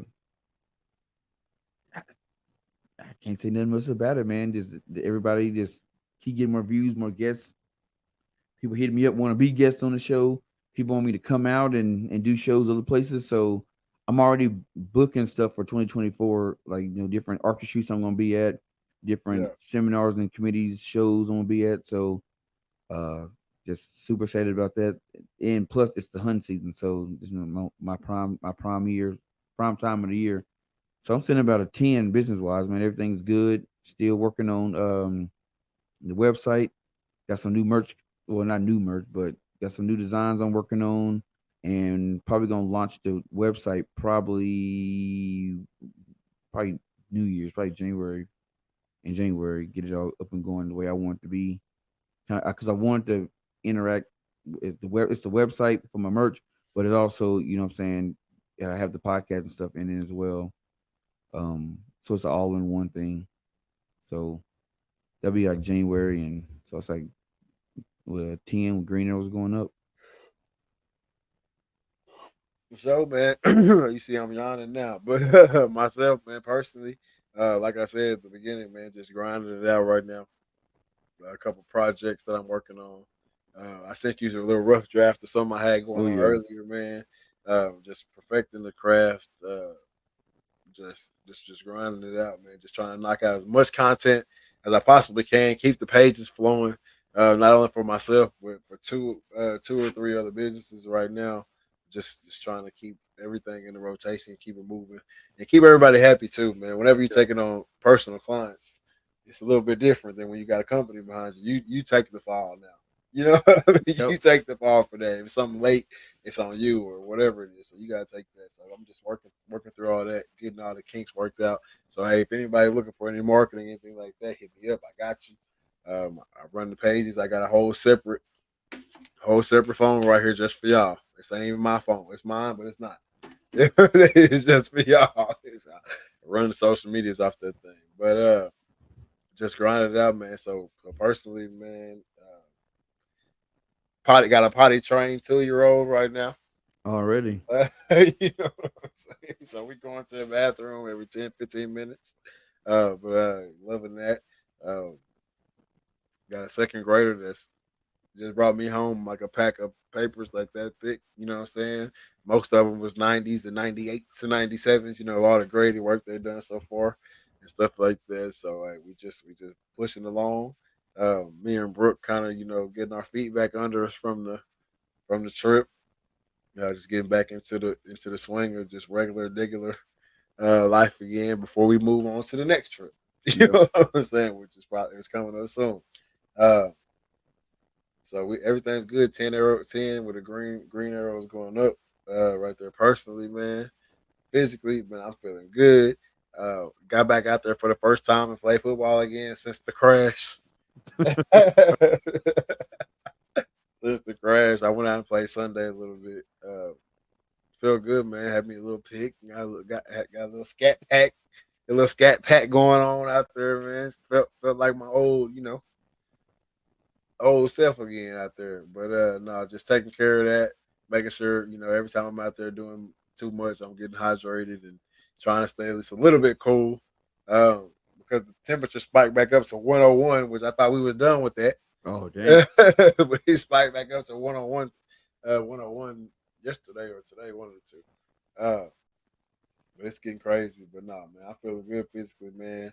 I give myself an 8-9. Green Arrows going up there, man. And business wise, hey, episode number 88. 88 of the Read Talk and Listen podcast, man. I can just look over to my right and see the corner that this whole thing started out in with just the laptop and and my gaming and my Xbox headphones, man. So no, I'm blessed. I'm grateful, forever grateful for all the people who've been listening this whole time, man. For sure. And we got so much on the way. More podcasts, like I said, more video, more media just coming from us in general. Hopefully we can link up soon and get a bunch of stuff out there, man. Obviously, y'all see us hunting together here soon. In the next couple months, sliding on into November and stuff like that. So I can't complain about nothing going on over here, man. Obviously, everything going on with the Dreaded Archer is on point. I see the Instagram numbers going wild. Just keep posting, keep doing your thing over there, man. And just keep rocking. So I'm getting business wise right now, man. 10 with green arrows going up. We just having our way. That's it. You got anything else to add? Any last words for the people before we get out of here, man? Yeah, man. Next week is October 1st. If you got anything that you plan on doing, and you say I'm gonna put it off to New Year's, start October 1st. Go to the end of the year. They give you 90 days. 90 days. It takes 90 days to build a habit. Boom, you're good. You're rolling to the new year already, rocking and rolling. So go ahead and get your game plans planned out and start October 1st. Most definitely, man. Most definitely. Hey, myself, you know what I gotta say, man. Stay vigilant. Know who your kids playing with. Know the parents of the kids your kids playing with, man. Let's grab everybody around us a little bit tighter right here at the end of 2023, heading into 2024. If it's something you want to do, man, jump out there on faith. Go head first. Don't just stick your toe in the water, man. Jump into it and get it, man. Go get it done. If it's a podcast you want to start, man, just start it. If it's a business you want to start, find somebody who's doing something similar to what you're doing, man, and follow them, get close to them, talk to them, see if they'll help you out. If they won't help you out, call your homies and y'all get together, y'all put your money together, put your heads together, and y'all figure it out, man. There's too many companies that started with an idea and some homeboys and homegirls just sitting around bullshitting. You know what I'm saying? So if that's what you want to do, get out there and do it. If you find working your 9 to 5, you the best 9 to 5 worker out there, and you want to be a little bit better and a little bit more on time next year, then that's your goal. And be a little bit more on time. Set that alarm clock a little bit earlier. Go to bed a little bit earlier. You know what I'm saying? Whatever it is, how small, how big. It ain't all gotta be about starting a business. I think that's where we're getting lost at right now. Everybody want to be the business owner. Some people the workers. Somebody gotta be the worker. You know what I'm saying? So if you're a worker, hey, be the best worker you can be. You trying to be a business owner, jump out there, jump out on faith, do what you got to do, get it all done, man, and start living your life the way you want to live it and not the way your boss telling you to live it. All right? That's it. With all that being said, man, this is season 5, episode 31 of the Read Talk and Listen podcast. I'm your host, Nick Reed, along with my brother, co-host, Trey Reed. We are out.